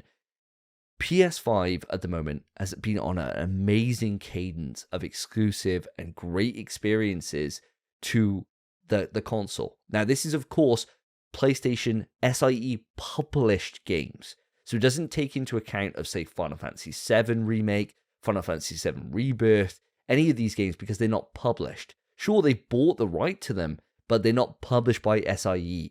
So if we were to include those into PS5 list, it probably would grow a bit, but so would the PS4 list on the same level. So PS4's always going to have more, PS5's always going to have less, but PS5's quality speaks for itself, and I will always take that rather than quantity. So I've had a little bit more time to think about it after after I listened to your points.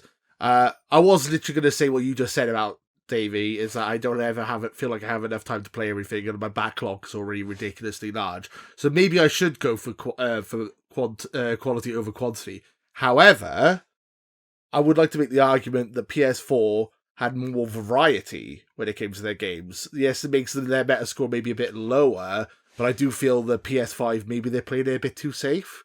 There's a bit too much third-person action, adventure, cinematic movie-type games, which I'm kind of bored of, to be perfectly honest. I like to have a bit of variety.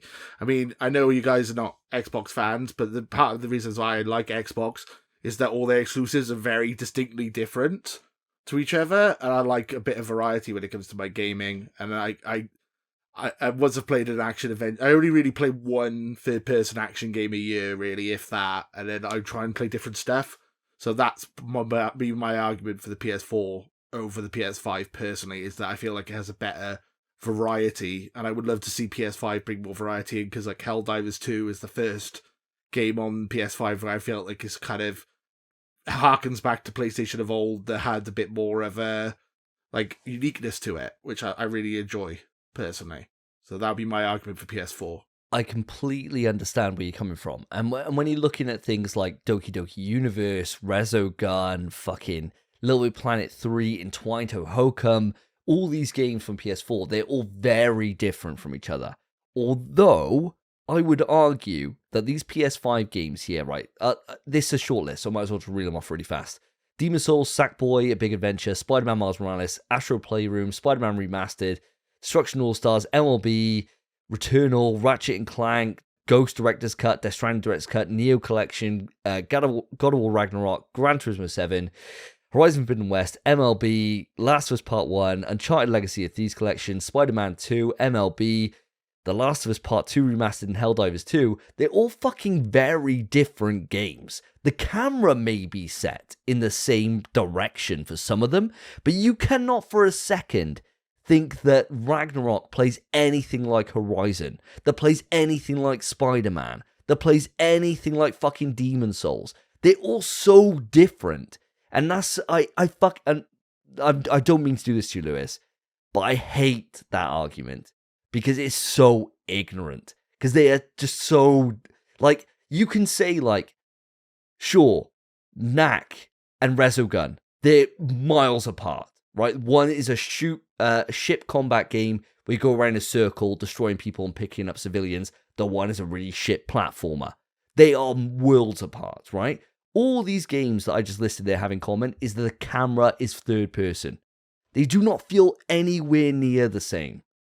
And I think, like, with the Xbox argument, I don't know. I mean, like, you got a RPG coming out this year, which is third person. You got a shooter in Starfield, which looks, you can put it in third person. Like, do you use the same argument for that? I don't think so, right? Like, I would never say, like, oh, Starfield and Avowed are the same thing, right? Even though they're both RPGs, they're both RPG. Let's just leave it at that. They're both RPGs. They're the same thing. No. Like, that argument's so redundant to me. It just makes no sense whatsoever. I personally disagree. I think there's a lot of similarities with those games. I feel like when you have to put the controller down for 10 minutes while they just have a cutscene where it's all cinematic and and then you have to go back to another third person action set piece over and over and over again. It does feel very similar to me. Honestly, I know you don't think it does, but I guess it's because I play lots of different variety of games and I get bored of the same similar looking things and similar playing games personally. That's just me. It's each to their own. Right? And that's the big thing about it, is that there's so many different ways that you can go in this wondrous world of gaming, and there's no right or wrong. It's personal preference, and that's all it is at the end of the day.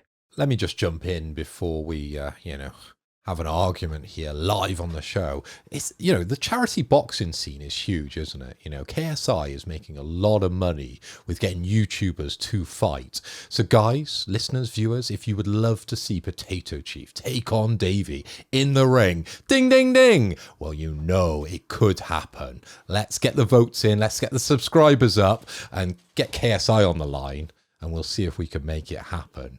But Lurin, I think you got off very lightly with that listener question, because Davey's got a new enemy, and his name is the Chief. I love you, Chief. You know I do. I love you too. Oh, love you, baby.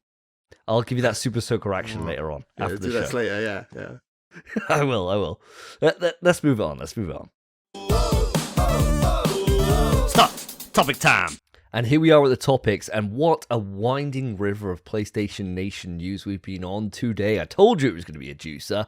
Well, here we are. We're going to slightly divert across to the green side. We're going to bring on the X is going to give it to you, baby. Because, Lewis, this is your element. Hell yeah. Oh, X is going to fucking give it to you. He's going to give you that super soaker action, baby. And I'm all for it. Now, Lewis, there was, of course, a huge bit of news that came to the PlayStation Nation this week in terms of a load of exclusives that are coming directly to the PlayStation over the next couple of weeks. These were heavily rumoured, but I think, first off, what we do, if you can give us the roundup for what's coming, we can then go off into slightly different format where we can talk about the podcast they've done, how our thoughts are with these exclusives coming up. We can take it in a few different directions. But first off, let's get the news for those people that potentially don't know what's actually coming to the PlayStation Nation over the next couple of months. Right. Okay. So essentially 2 or 3 weeks ago, there was a massive load of insiders starting a massive shitstorm online saying that Starfield's coming to PlayStation and Indiana Jones coming to PlayStation, Halo's coming to PlayStation, and Gears of War's coming to PlayStation. You know, just all that. And then Xbox felt they had to come out with a podcast to kind of clear up what's going on. And then they announced there's going to be 4 games coming to PlayStation for you guys. They said there's going to be 4 games that are over a year old that have reached their full potential on Xbox and PC. They don't think they can get much more sales for.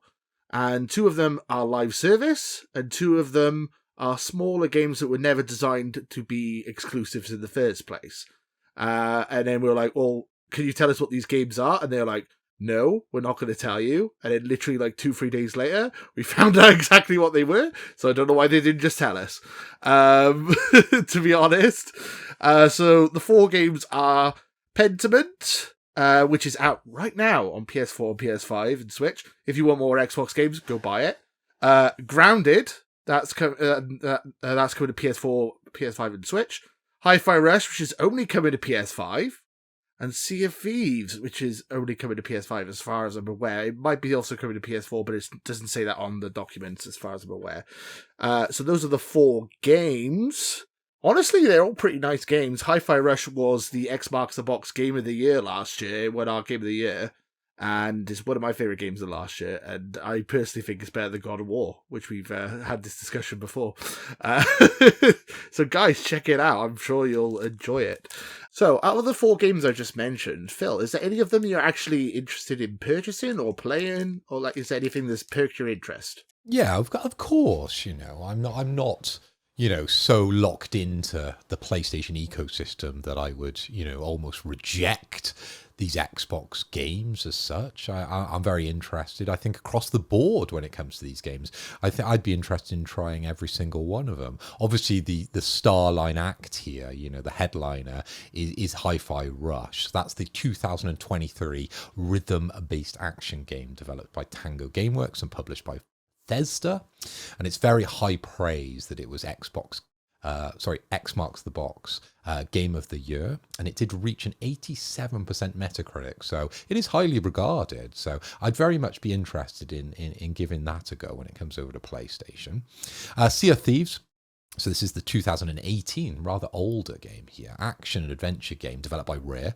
Of course, this has come leaps and bounds since the game we saw back in 2018. And I think every iteration and every update that I see of Sea of Thieves, it has interested me a lot more. It is a game I have somewhat resisted over on the PC space, but now we have the possibility of playing together and the fun we've all been having over on Helldivers. It kind of feels like a bit of a no-brainer to me.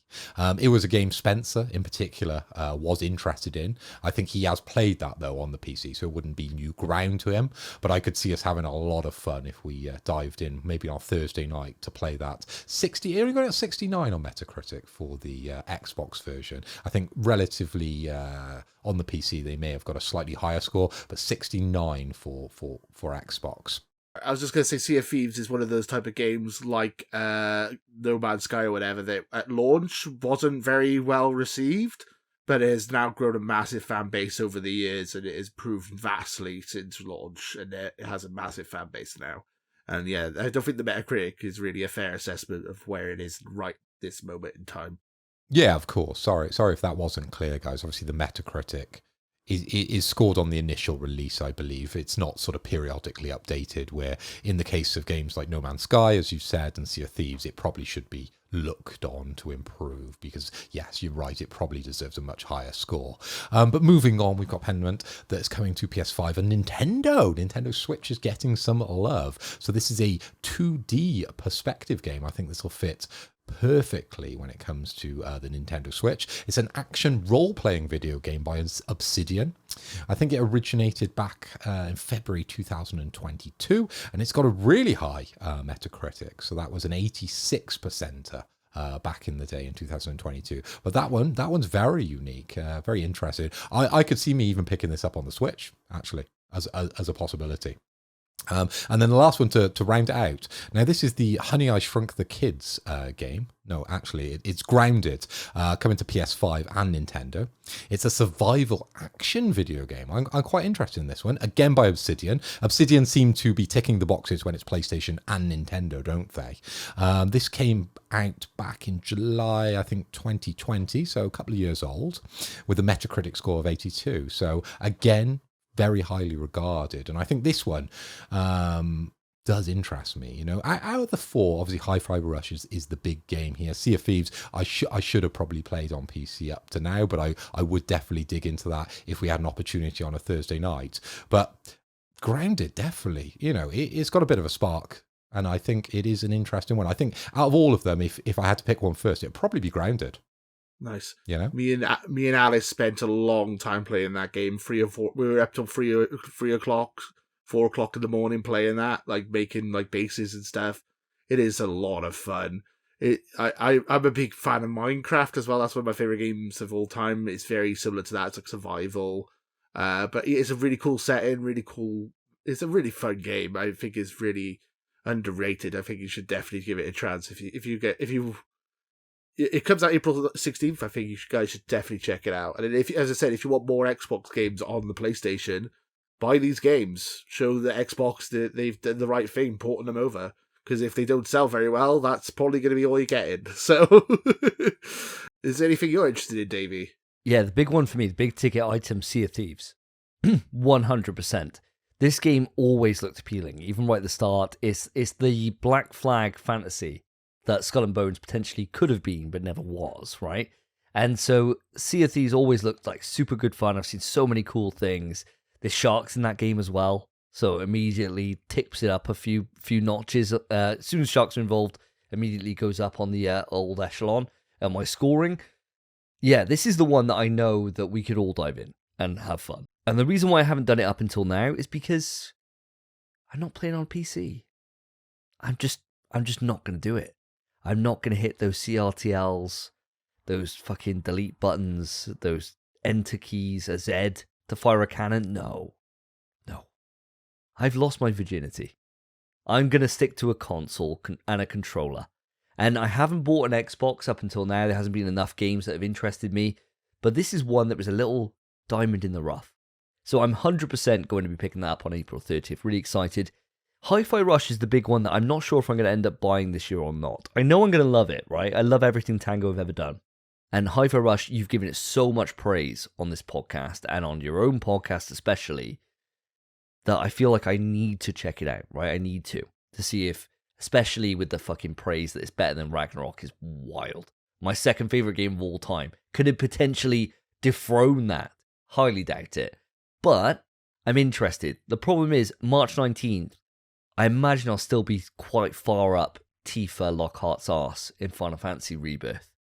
So I don't think I will have the opportunity to do that just yet. I think it's going to be one of those games that, as time goes on, I will try and find time for it.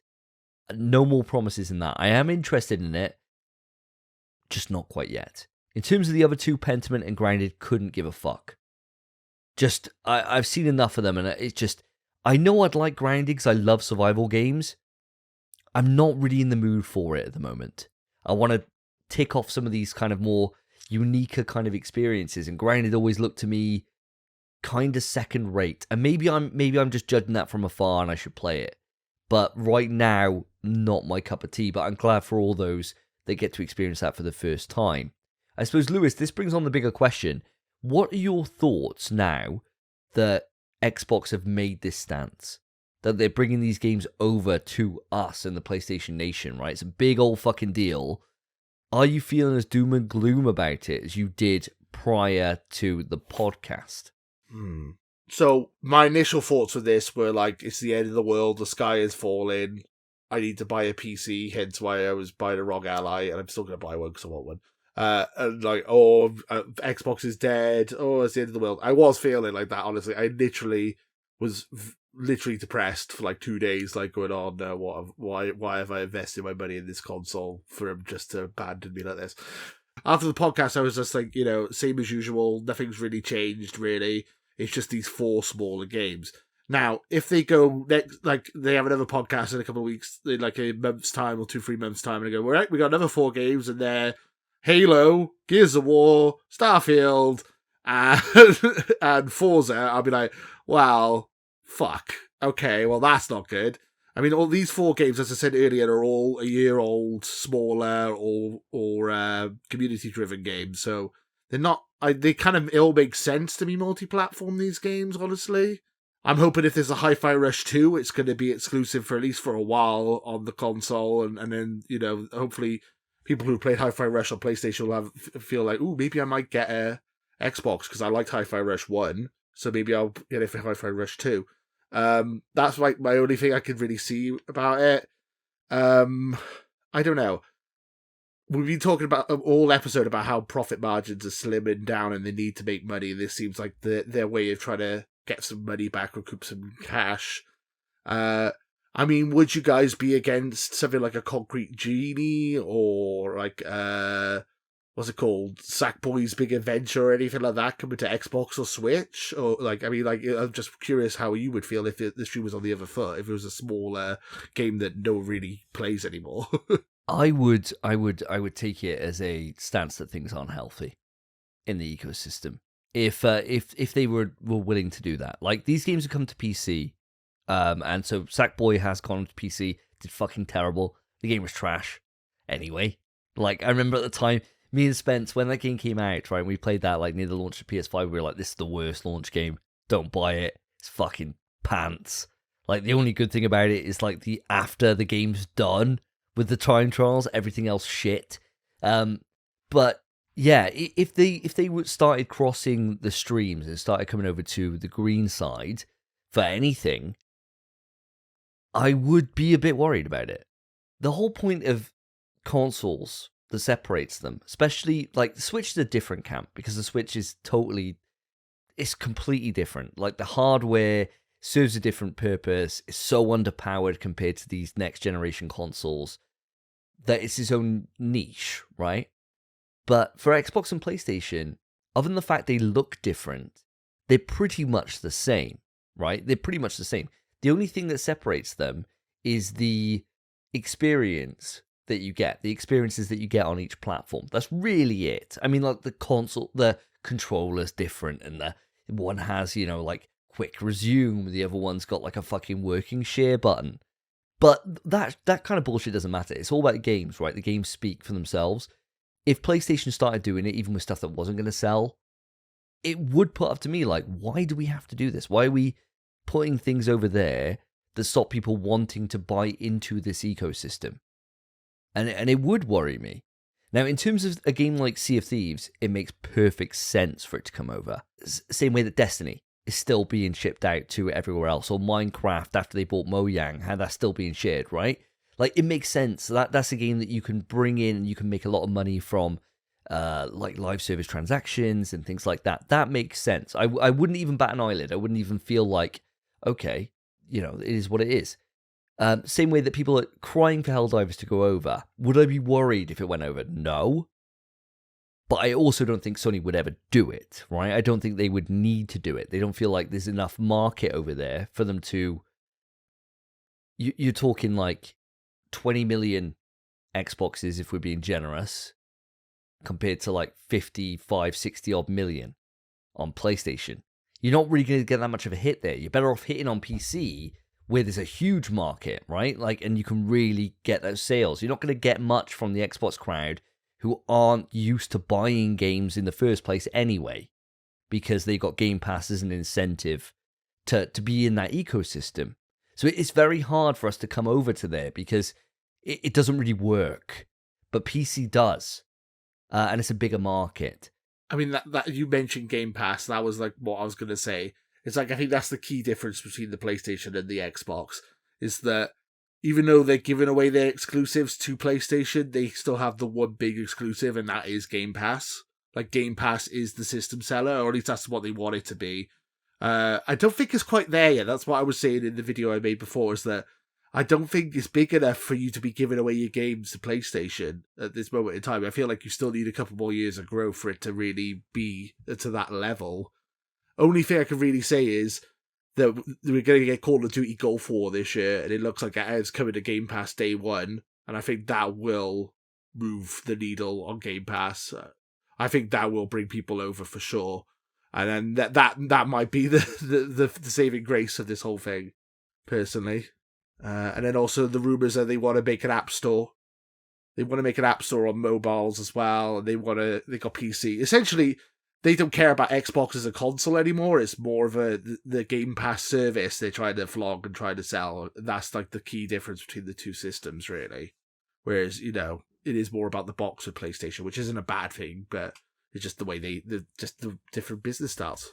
Phil, I've been asking Lewis a lot of questions here. I've got some more to ask, but before I do, Phil, what are your thoughts on all this? Now, guys, I saw the podcast. I tuned in on one of my gym sessions. I was sat on the bike doing a bit of cardio, and I thought I'd tune in to find out what all this hubbub was about. Okay, and we had 4 representatives from Xbox stood on stage, and I have to say, I believe what they're trying to achieve here. I really do. But that's only if we 100% believe their objectives, which from what you've said, Lewis, I'm not sure if you actually do. Okay?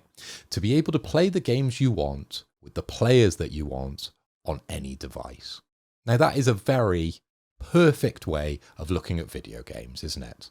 It's definitely not exactly the way he put it, but that's definitely the sentiment, isn't it? That you could play any game at any time with anybody on any console, any phone, any device. All your saves would be passed across. All your information, all your achievements, that would all be synced up. And it would just be a beautiful, idealistic world, wouldn't it? Now, as much as I'm a PlayStation guy, and I'm not a massive fan of exclusives, I understand the reason to have them, and I understand what they mean to Sony, okay? And I'm not saying that I think Sony should get rid of exclusives. I just find it very harsh when some of my friends can't play the games I'm playing because I've got PlayStation, and there is a higher level, I suppose, barrier to them getting those games, because to buy a PlayStation, it is pricey, okay? So maybe getting an Xbox, one of the lower models, it's a little bit easier to get into that ecosystem. And PlayStation, it does cost the money, and the games are quite expensive, okay? Now, if I'm to look at this in its most purest form, I have to agree what he's saying. I could only see positives from it, because it's a very player-first focus, and that's why I agree with it. But let's be honest, guys, it's all about money, isn't it? I mean, yeah, it is a money focused. As I said, this seems to be, they've just made this massive purchase of Activision Blizzard of $69 billion, and Microsoft have gone like, what the fuck are you doing? You just spent all this money. You're like the third biggest part of our company now. You need to be making bigger profit margins. So start selling your games. And then Phil Spencer was like, okay, but can we just sell the old games and not our new stuff? So, okay. I mean, that's what it feels like. It feels like there's some kind of like civil war going on in Xbox, like my Xbox versus Microsoft. Microsoft wants everything to be third party, whereas Xbox wants nothing to be third party. And this is kind of almost like a compromise, something down the middle. That's what it feels like to me, anyway. I mean, I do worry about the future of Xbox. If this is only the first 4, and I'm worried that there might be. If they bring anything huge over to PlayStation, then it might be catastrophic for the brand going forward. It all depends on the performance, and you said it with your introduction to the topic.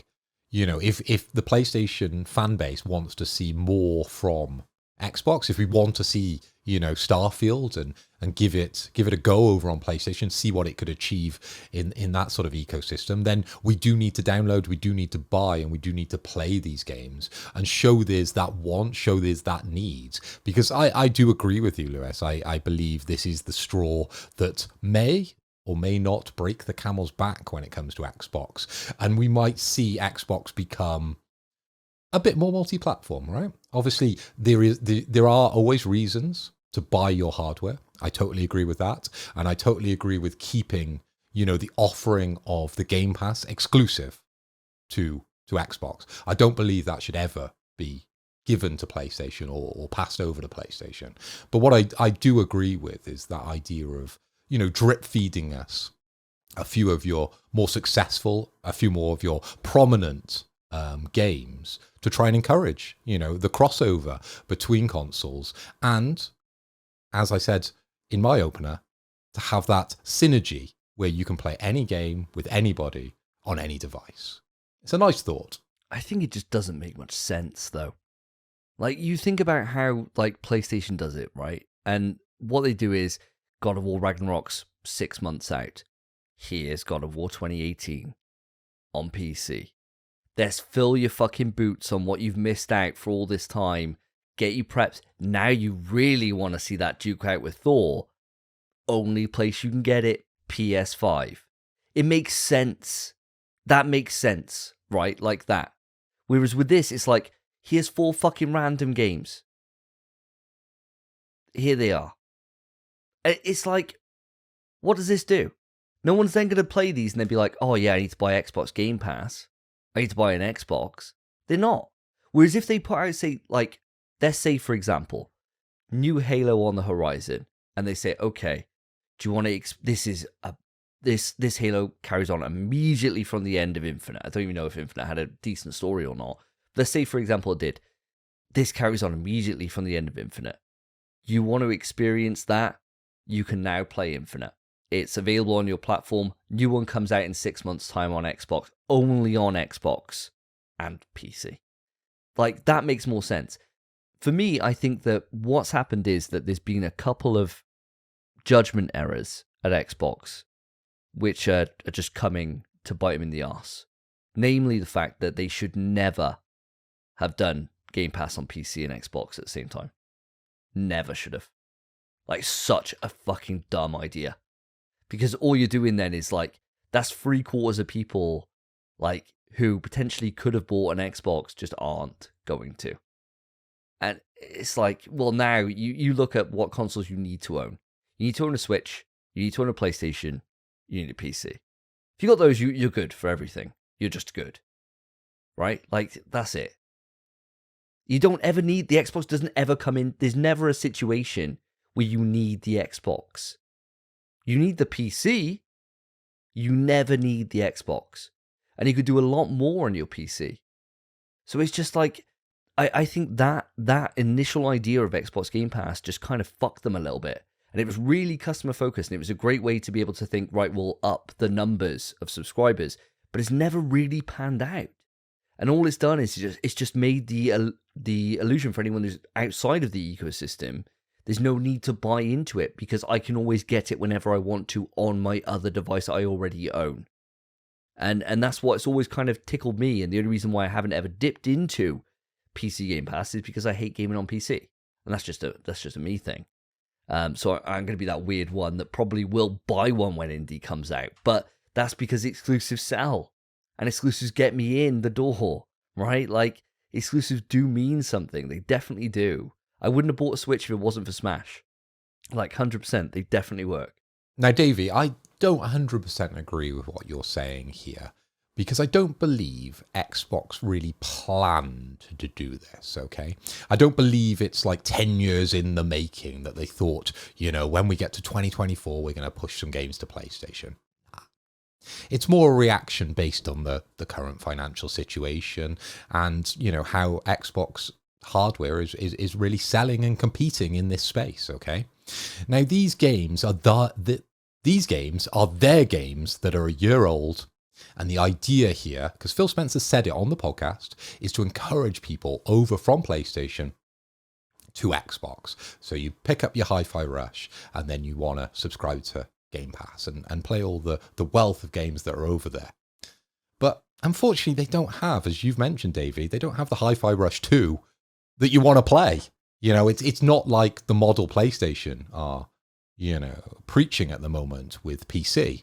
We put out a game and we encourage people back to PlayStation because you want to know what happens in the next Spider-Man. You want to know what happens to Aloy. You want to know what happens, to the God of War. You want to know, right? I just feel like it's a cool idea, right?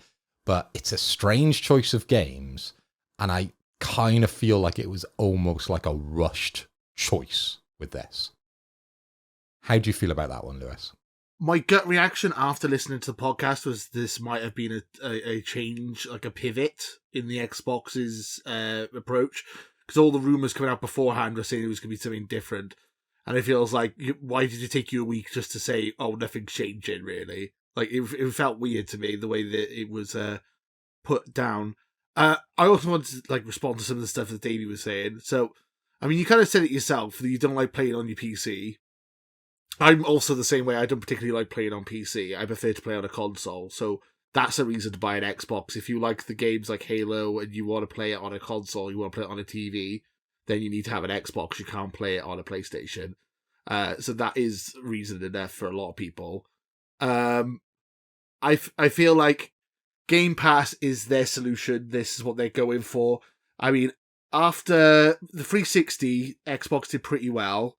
But then the PS3 took it over at the end of the generation, and so did the Wii.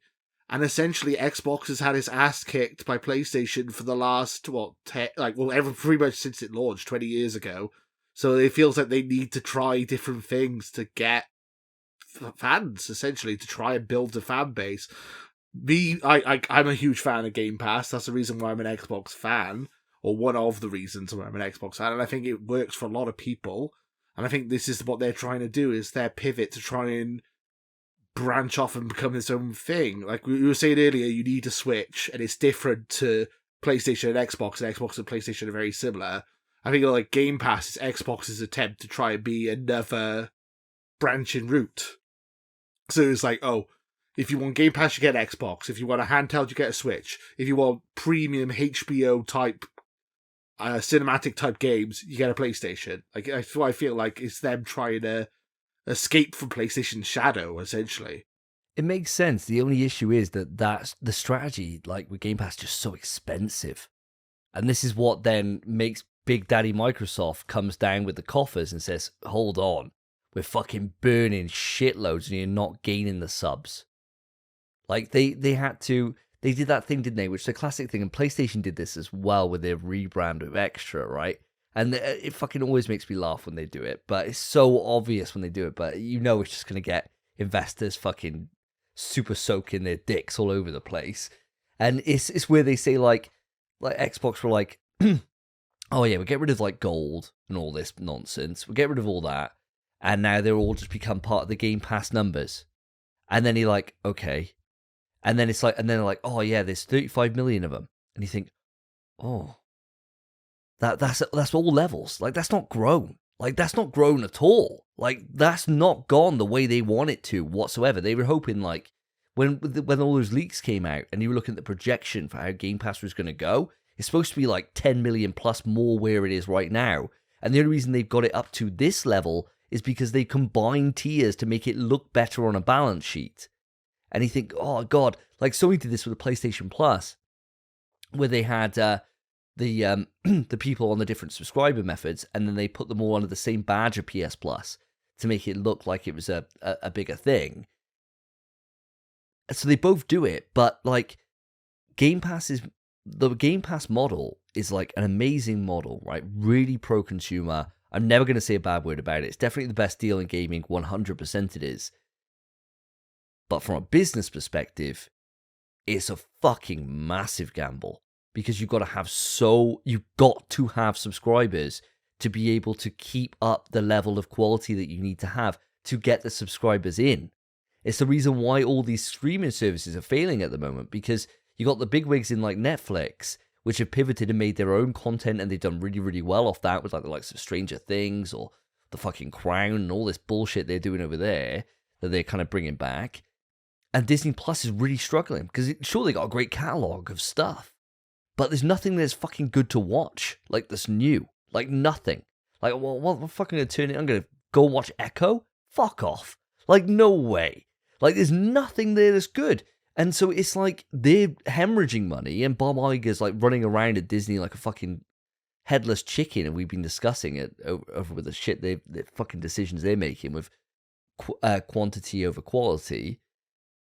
It's such a gamble with the whole streaming thing. And I think it was a great idea to separate the two And like you were saying, this whole release of these games is in direct relation to the fact that Game Pass is not performing as well as it needs to do to be able to up it. So the big question is, how do you then plug that, and how do you get more subs in?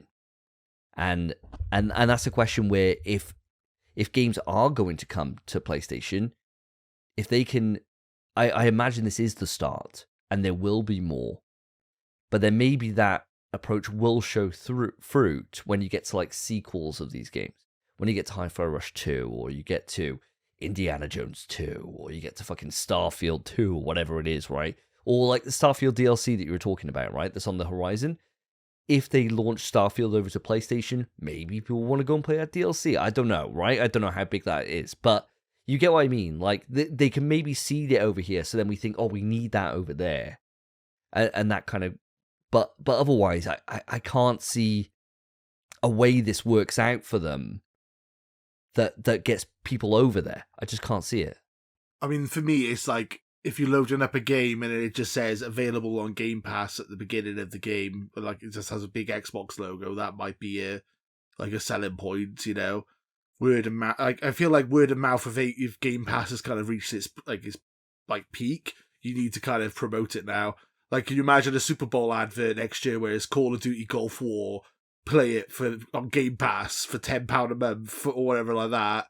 I think that's gonna. I think Yeah. ABK Call of Duty is the last roll of the dice. Really, I think this is their big. This is what they hope is gonna get Game Pass into the mainstream. I think that's their main goal. Yeah. On the podcast, they also mentioned about Diablo, didn't they? Coming to Game Pass. So obviously you have the wealth of titles that sort of Blizzard have as well as Activision. So keep those in mind, because I think the thing here, right? And if the goal is to move people from PlayStation to Xbox, then yes, your Call of Duties are going to be moving more people, right? They're going to encourage more people from PlayStation because they're the types of games that are popular on PlayStation. When we're talking about Blizzard, they're more PC focused, okay? So the Diablo, announcement for me wasn't huge, but I hope that works out. How did you feel about the Diablo announcement? Is that something that interests you? I mean, I already own Diablo on disc on Xbox, but I was thinking that when I get my Rogue Ally, that'll be a fun game I can play online with my friends on Game Pass, so I don't have to buy it again on PC, which is nice. Yeah, Diablo's a big thing, and then you make a good point when it comes to PC gaming. This is a big deal for PC. Like, if they can get, console growth hasn't really grown in, Japan or anything, but they're getting really high numbers in Japan when it comes to Game Pass and PC, and they're getting people moving over to PC and playing Game Pass. It does seem like a thing that they are trying to focus on their PC side as well. And as I said earlier, with Apple's court case saying they have to open other mobile stores, Microsoft wants to have their own Xbox store on mobile phones. So if you had a Game Pass app that literally you could buy all your games on, or get Game Pass and just play it on your phone natively, I think that's kind of they essentially want, as you said, they want to be on multiple screens. They don't want to just be one console anymore. They want to be everywhere. And there's also a rumor that they're making a handheld. There was rumors they were going to have a streaming stick like a Chromecast. Essentially, they want to be everywhere. They want to be essentially do what Steam are doing, almost actually, almost like a Steam, have their own machine with an Xbox software that goes everywhere, kind of almost like a Steam OS on Steam Deck. That's why I think their future goal is. I really like that future goal, and I think that's a great way. If you're then thinking, right, Game Pass numbers is the metric, and we can get that on phones, and they can download it natively, right? That's class. That's great, right? Does that make you a bit sad though, if they eventually, with following this, consoles obviously aren't. There doesn't need to be the focus on the console as a brand, right? If it's available everywhere else, is there as much reason to put so much R&D and everything else into the console design to make it, a system seller? If really all it needs to do is just run an Xbox app to play games, does that kind of make you a bit worried? I mean, yeah, but I also feel like that is the future. Honestly, I mean, as sad as it sounds, I feel like that's kind of the way it's going, honestly, which is sad, but, physical media, physical stuff is going, really. Everything's kind of turning into digital. Like, it's pretty easier and easier to make smaller computers, and, like, as I said, streaming sticks and all that will be, like, more cost effective. Unfortunately, I mean, that's why I do feel like the future is. I do prefer consoles. I'm a console gamer, hence why I'm here. Hence why I have an Xbox console podcast, because I love games consoles. But unfortunately, I feel like we are kind of the dinosaurs, unfortunately, where all the fucking kids are playing on their shitty phones, playing their touchscreens. Fucking idiots. The times are changing. The way we consume video games is evolving every second, and I'm excited to see where this goes. But Lewis, I've got one more point I want to make, and it's a compliment really to what was laid out within the podcast, because this is something I really love, and I actually saw it as quite a dig to PlayStation, actually, and I think he had kind of a smirk when he said it, really. And I agree with him. I think this is the way it should be, is if you buy a game, it should be available on the other platforms. You know, if you buy an Xbox game, you can play it on PC, can't you? And it's no extra cost. With PlayStation, unfortunately, you've got a double dip. If you want to play it on PC and you want to play it on PlayStation, if you want to play an old God of War on PlayStation, unfortunately, you've got to buy it again. So there is something that I do agree with him, that once I buy a game, I kind of just want to be able to play it. If it's on consoles or multi-platforms, I think I own the game, right? I do agree with him on that one, Lewis. I was was gonna bring it up earlier, and I only just remembered that because I forgot about it until just now. But you were talking about God of War coming to PC and all that coming a year later, and that's how PlayStation's strategy should be, and how that should be Xbox's strategy. But they have proven with Helldivers that day and date is actually a really good thing for them, and they're selling ridiculous money because they sell it day and date. And I do think PlayStation's going to start moving more towards day and date when it comes to PC. Unfortunately, for the PlayStation side, it does seem like that is their goal. I mean, Hitoki, what is his name? Hitoki Aroki Hokey Pokey? Yeah, he said he was. Yeah, anything that rhymes, basically with Toki on the end, that's his name. Yes. This one ain't going to go well for you. I don't agree on this one, Lewis. Do you want to take this one, or should I? Yeah, Lewis, I completely disagree with you. I 100% disagree with you. Helldivers is the exception, and it also just shows what happens when you make a live service game multi-platform. That's all this is. So they're doing this with Marathon, they're doing this with Fair Games already. So the live service ones, they've already got this strategy because they know they need to have players in there to be able to make it work. That's how this works. That's it. Whereas then they could say, all these PC players come over to Helldivers and be like, oh my god, this is fucking class. They're then going to probably pick up the next live service game, hopefully, with Concord or whatever the fuck it is, and just make extra bank. But you still can't get the game, like, Helldivers, no matter how good it is, it ain't winning fucking Game of the Year awards. No fucking way it ain't. Like, it may win ours, it may win our best Game of the Year, but it certainly isn't going to win fucking Game of the Year at the Jeff Keighley Awards. No way. It will be a big cinematic experience. Because they're always the ones that do drive the whole fucking gaming narrative and the whole gaming ecosystem forward. And those are the experiences that you can't get on PC. So PC players can come and join us. They can come and support our ranks to help us kill the bugs or the fucking Terminator-esque robots, right? But they're not going to be there day one to see Kratos' next chance where he's killing fucking Egyptian mummies in fucking God of War fucking 3 or whatever. That just ain't going to happen. There's no incentive for that because we're a console-first business. The thing is, and this is going off from Phil's point where he's saying that it was nice. It's nice that Xbox being player first. They're getting their fucking ass kicked. You have to be player first. You think how nice the PlayStation 3 was to the players. It was so nice. You could share your account. You could do all this stuff. You want this? Yeah, it's available everywhere. It's available on this. It's there was a lot of like PC integration even on PS3 because they were getting their ass kicked by 360 for years. Like when you're getting your ass handed to you, you have to be nicey. You just have to. But when you're killing it, what's the incentive for Sony to say, oh yeah, that game that you bought on PC you can play on PlayStation? There's no incentive for them to do that whatsoever.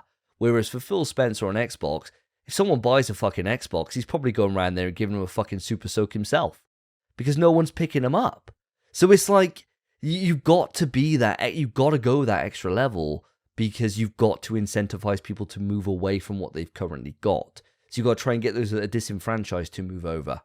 And that's why you've got to play extra nice.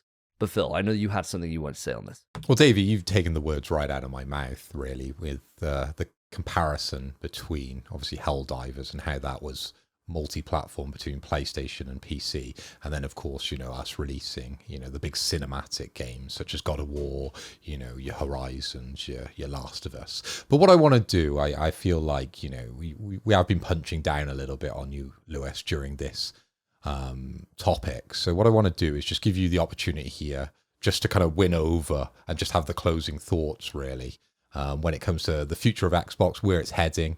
Let's put a positive spin on the end of this. We don't mean to be a downer in any way. I personally am excited to play every one of these games that are coming across from Xbox. So, I'm sure I'll be reviewing them once I get some game time in there and I'm not playing Helldivers 2. No, it's totally fine. Don't worry, I expected banter on the podcast. That's why I'm here. To counter, I just wanted to counter out that a little bit what you were saying. It's like I kind of get what you're saying, but the sales for God of War on PC, the sales for Horizon on PC are not to the levels that Sony would like. They do want them to sell more on PC than they do, and I do feel that the temptation of day and date might creep up. You might be right. They might not ever do a day and date, but they also might just experiment with it, and then it might go really well, and then they might do it again, and you don't know. And I don't know what the future holds, to be honest, when it comes to PlayStation. But I personally feel like that is something they might stick their finger in. I do feel that Xbox are kind of ahead of the curve of this. Maybe they're a bit too far ahead of it. This is maybe something that we should be doing like in 10 years' time and not now. But yeah, I do feel that there's something the PlayStation will follow suit eventually, but I don't think they are going to do it right away. I think this might be something in the long term that they might do. So yeah, you wanted me to go with the positive. So Sarah Bond, the head of Xbox, did say that there is going to be new hardware revealed later on this year. I'm hoping it's a handheld. That would be pretty sick. But the rumors are that we're getting a new Xbox Series X with 2 terabyte hard drive, which would be nice. They said that it is going to be a next generation. They're already planning for the next generation. Rumors are that's 2026, and that's going to be the biggest leap in ever, apparently. So I don't know what they mean by the biggest leap ever in like technology, but they'll always say that shit, won't they? Davey, you looked shocked when I said that. Yeah, 2026 seems really close. Yeah, that seems really close. I mean, I know that'd be a 6-year console generation, which if you think back to like, if we think back to like PS1, PS2, even that would have been a long generation, a 6-year. But yeah, 6-year, like 2026 for a brand new console. I mean, I was thinking like maybe it would be like 2028 before we're talking like, PS6 kind of level. But yeah, I mean, wow, that would be, say they did come out 2026 and PS6 is 2 years ahead, 2 years after. That would be a fucking proper game changer. That would change some shit up. And what you were saying earlier with COD, I think you're bang on. COD is their best chance of getting those Game Pass subscribers up. I think it's the wisest decision ever. If they do go that and they cut off their nose to spite their face in terms of profit, it's the only chance they got to make those Game Pass subscriber numbers up. If they somehow got FIFA as well for Game Pass, say they somehow got that, fuck me.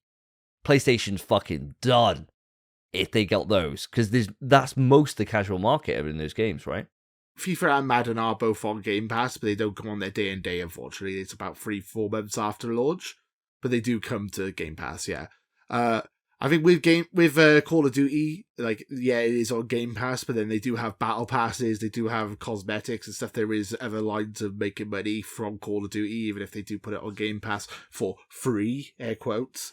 Yeah, what you said about the 2026 thing is exactly what the rumors are saying. They're saying that they want to release a console 2 years before the next PlayStation, they want an Xbox 360 kind of bump, because they released the Xbox 360 2 years before the PS3, and that really was their most successful generation ever. So they want to try and get ahead of the PS6. So that, yeah, exactly what you said. That's what the rumors are. But there's been leaked documentation saying the next console's coming out 2028. So who knows? It might be 2027, it might be 2029. Who the fuck knows at this point? That's the rumors anyway. What were we saying? Oh yeah, positive stuff for Xbox. And also Matt Booty did come out at the end of the podcast saying that there are 10 exclusive first-party games coming to Xbox this year. We already know about 4 or 5 of them. So it's exciting to be an Xbox owner.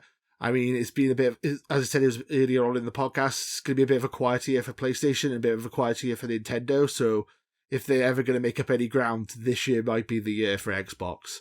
This might be Xbox's chance to actually get a nomination in the Jeff Keighley Awards. Who knows? But the future is bright. The future's definitely looking green, and I'm glad that we got a commitment for new hardware from Xbox, which I think was always the big thing that I was worried about with this news, is that what's the point in making the fucking console anymore? You know, like what's the reason? But if they're coming out with this commitment, that's great news. You know, keep them in the game as long as we can. It only helps drive competition, which helps keep Sony in check from them fucking running buck wild and putting some absolutely fucking ludicrous shit in. Hitoki Katoki going fucking nuts and putting whatever the fuck he wants on people, right? We don't need that shit. So yeah, keep Xbox going. And this year, as you said, Lewis, 10 exclusive games is a big fucking deal. So if they hit, which I hope they do, especially indie, oh my god, I want indie to hit so badly. If it does, I'll be joining Team Green this year. 100%. I need a bit of indie in my life. I fucking adore Indiana Jones. So you may even see me come over to the dark side and embrace some Xbox love over there. But my first ever Xbox I've ever owned, even though I played enough 360 to have basically owned one. But yeah, future's green. But of course, we're bringing you back to the blue, baby. And this has been episode 86 of In PS We Trust, a PlayStation podcast. I really hope you've enjoyed the show. It's been a long one from recording. Obviously, we've got to edit this down, but oh my god, thank you for sticking with us. If you have stuck with us, then there's a couple of ways you can support the show. First off, go on, put a like on it, subscribe if you're on the YouTube channel. We're still growing. It's a hard fucking graft, this old YouTube game. Really fucking hard graft. And we put a lot of effort in on these edits, don't we, Phil? So, you know, give us some love. Give us some, too much. If anything, if you want us to start getting lazy with it, we could put up weekly if we just didn't give a fuck. Just literally just chuck it up. We could just be speaking. Go live, mate. Yeah, go live. Yeah, fucking yeah, we could just go live. But we don't. We put into a fully polished product for you all to enjoy. And that's why we got these 5-star ratings. If you want to add to our 5-star ratings and you're an audio podcast, please do so. It really, really helps us find a larger audience. Now, I've been Davey. I've been Phil. And I've been Lewis. Take care, guys. Peace. In PS We Trust is hosted by Davey, Phil, and Spencer. You can write into the show via our email, pswetrust@gmail.com. Our Twitter is @InPSWeTrust. To find each of us online, follow our Twitters, @SSJDavey, @PhilipHoy, @SpenPie_. Thank you for listening. Take care of yourselves, take care of each other. See ya.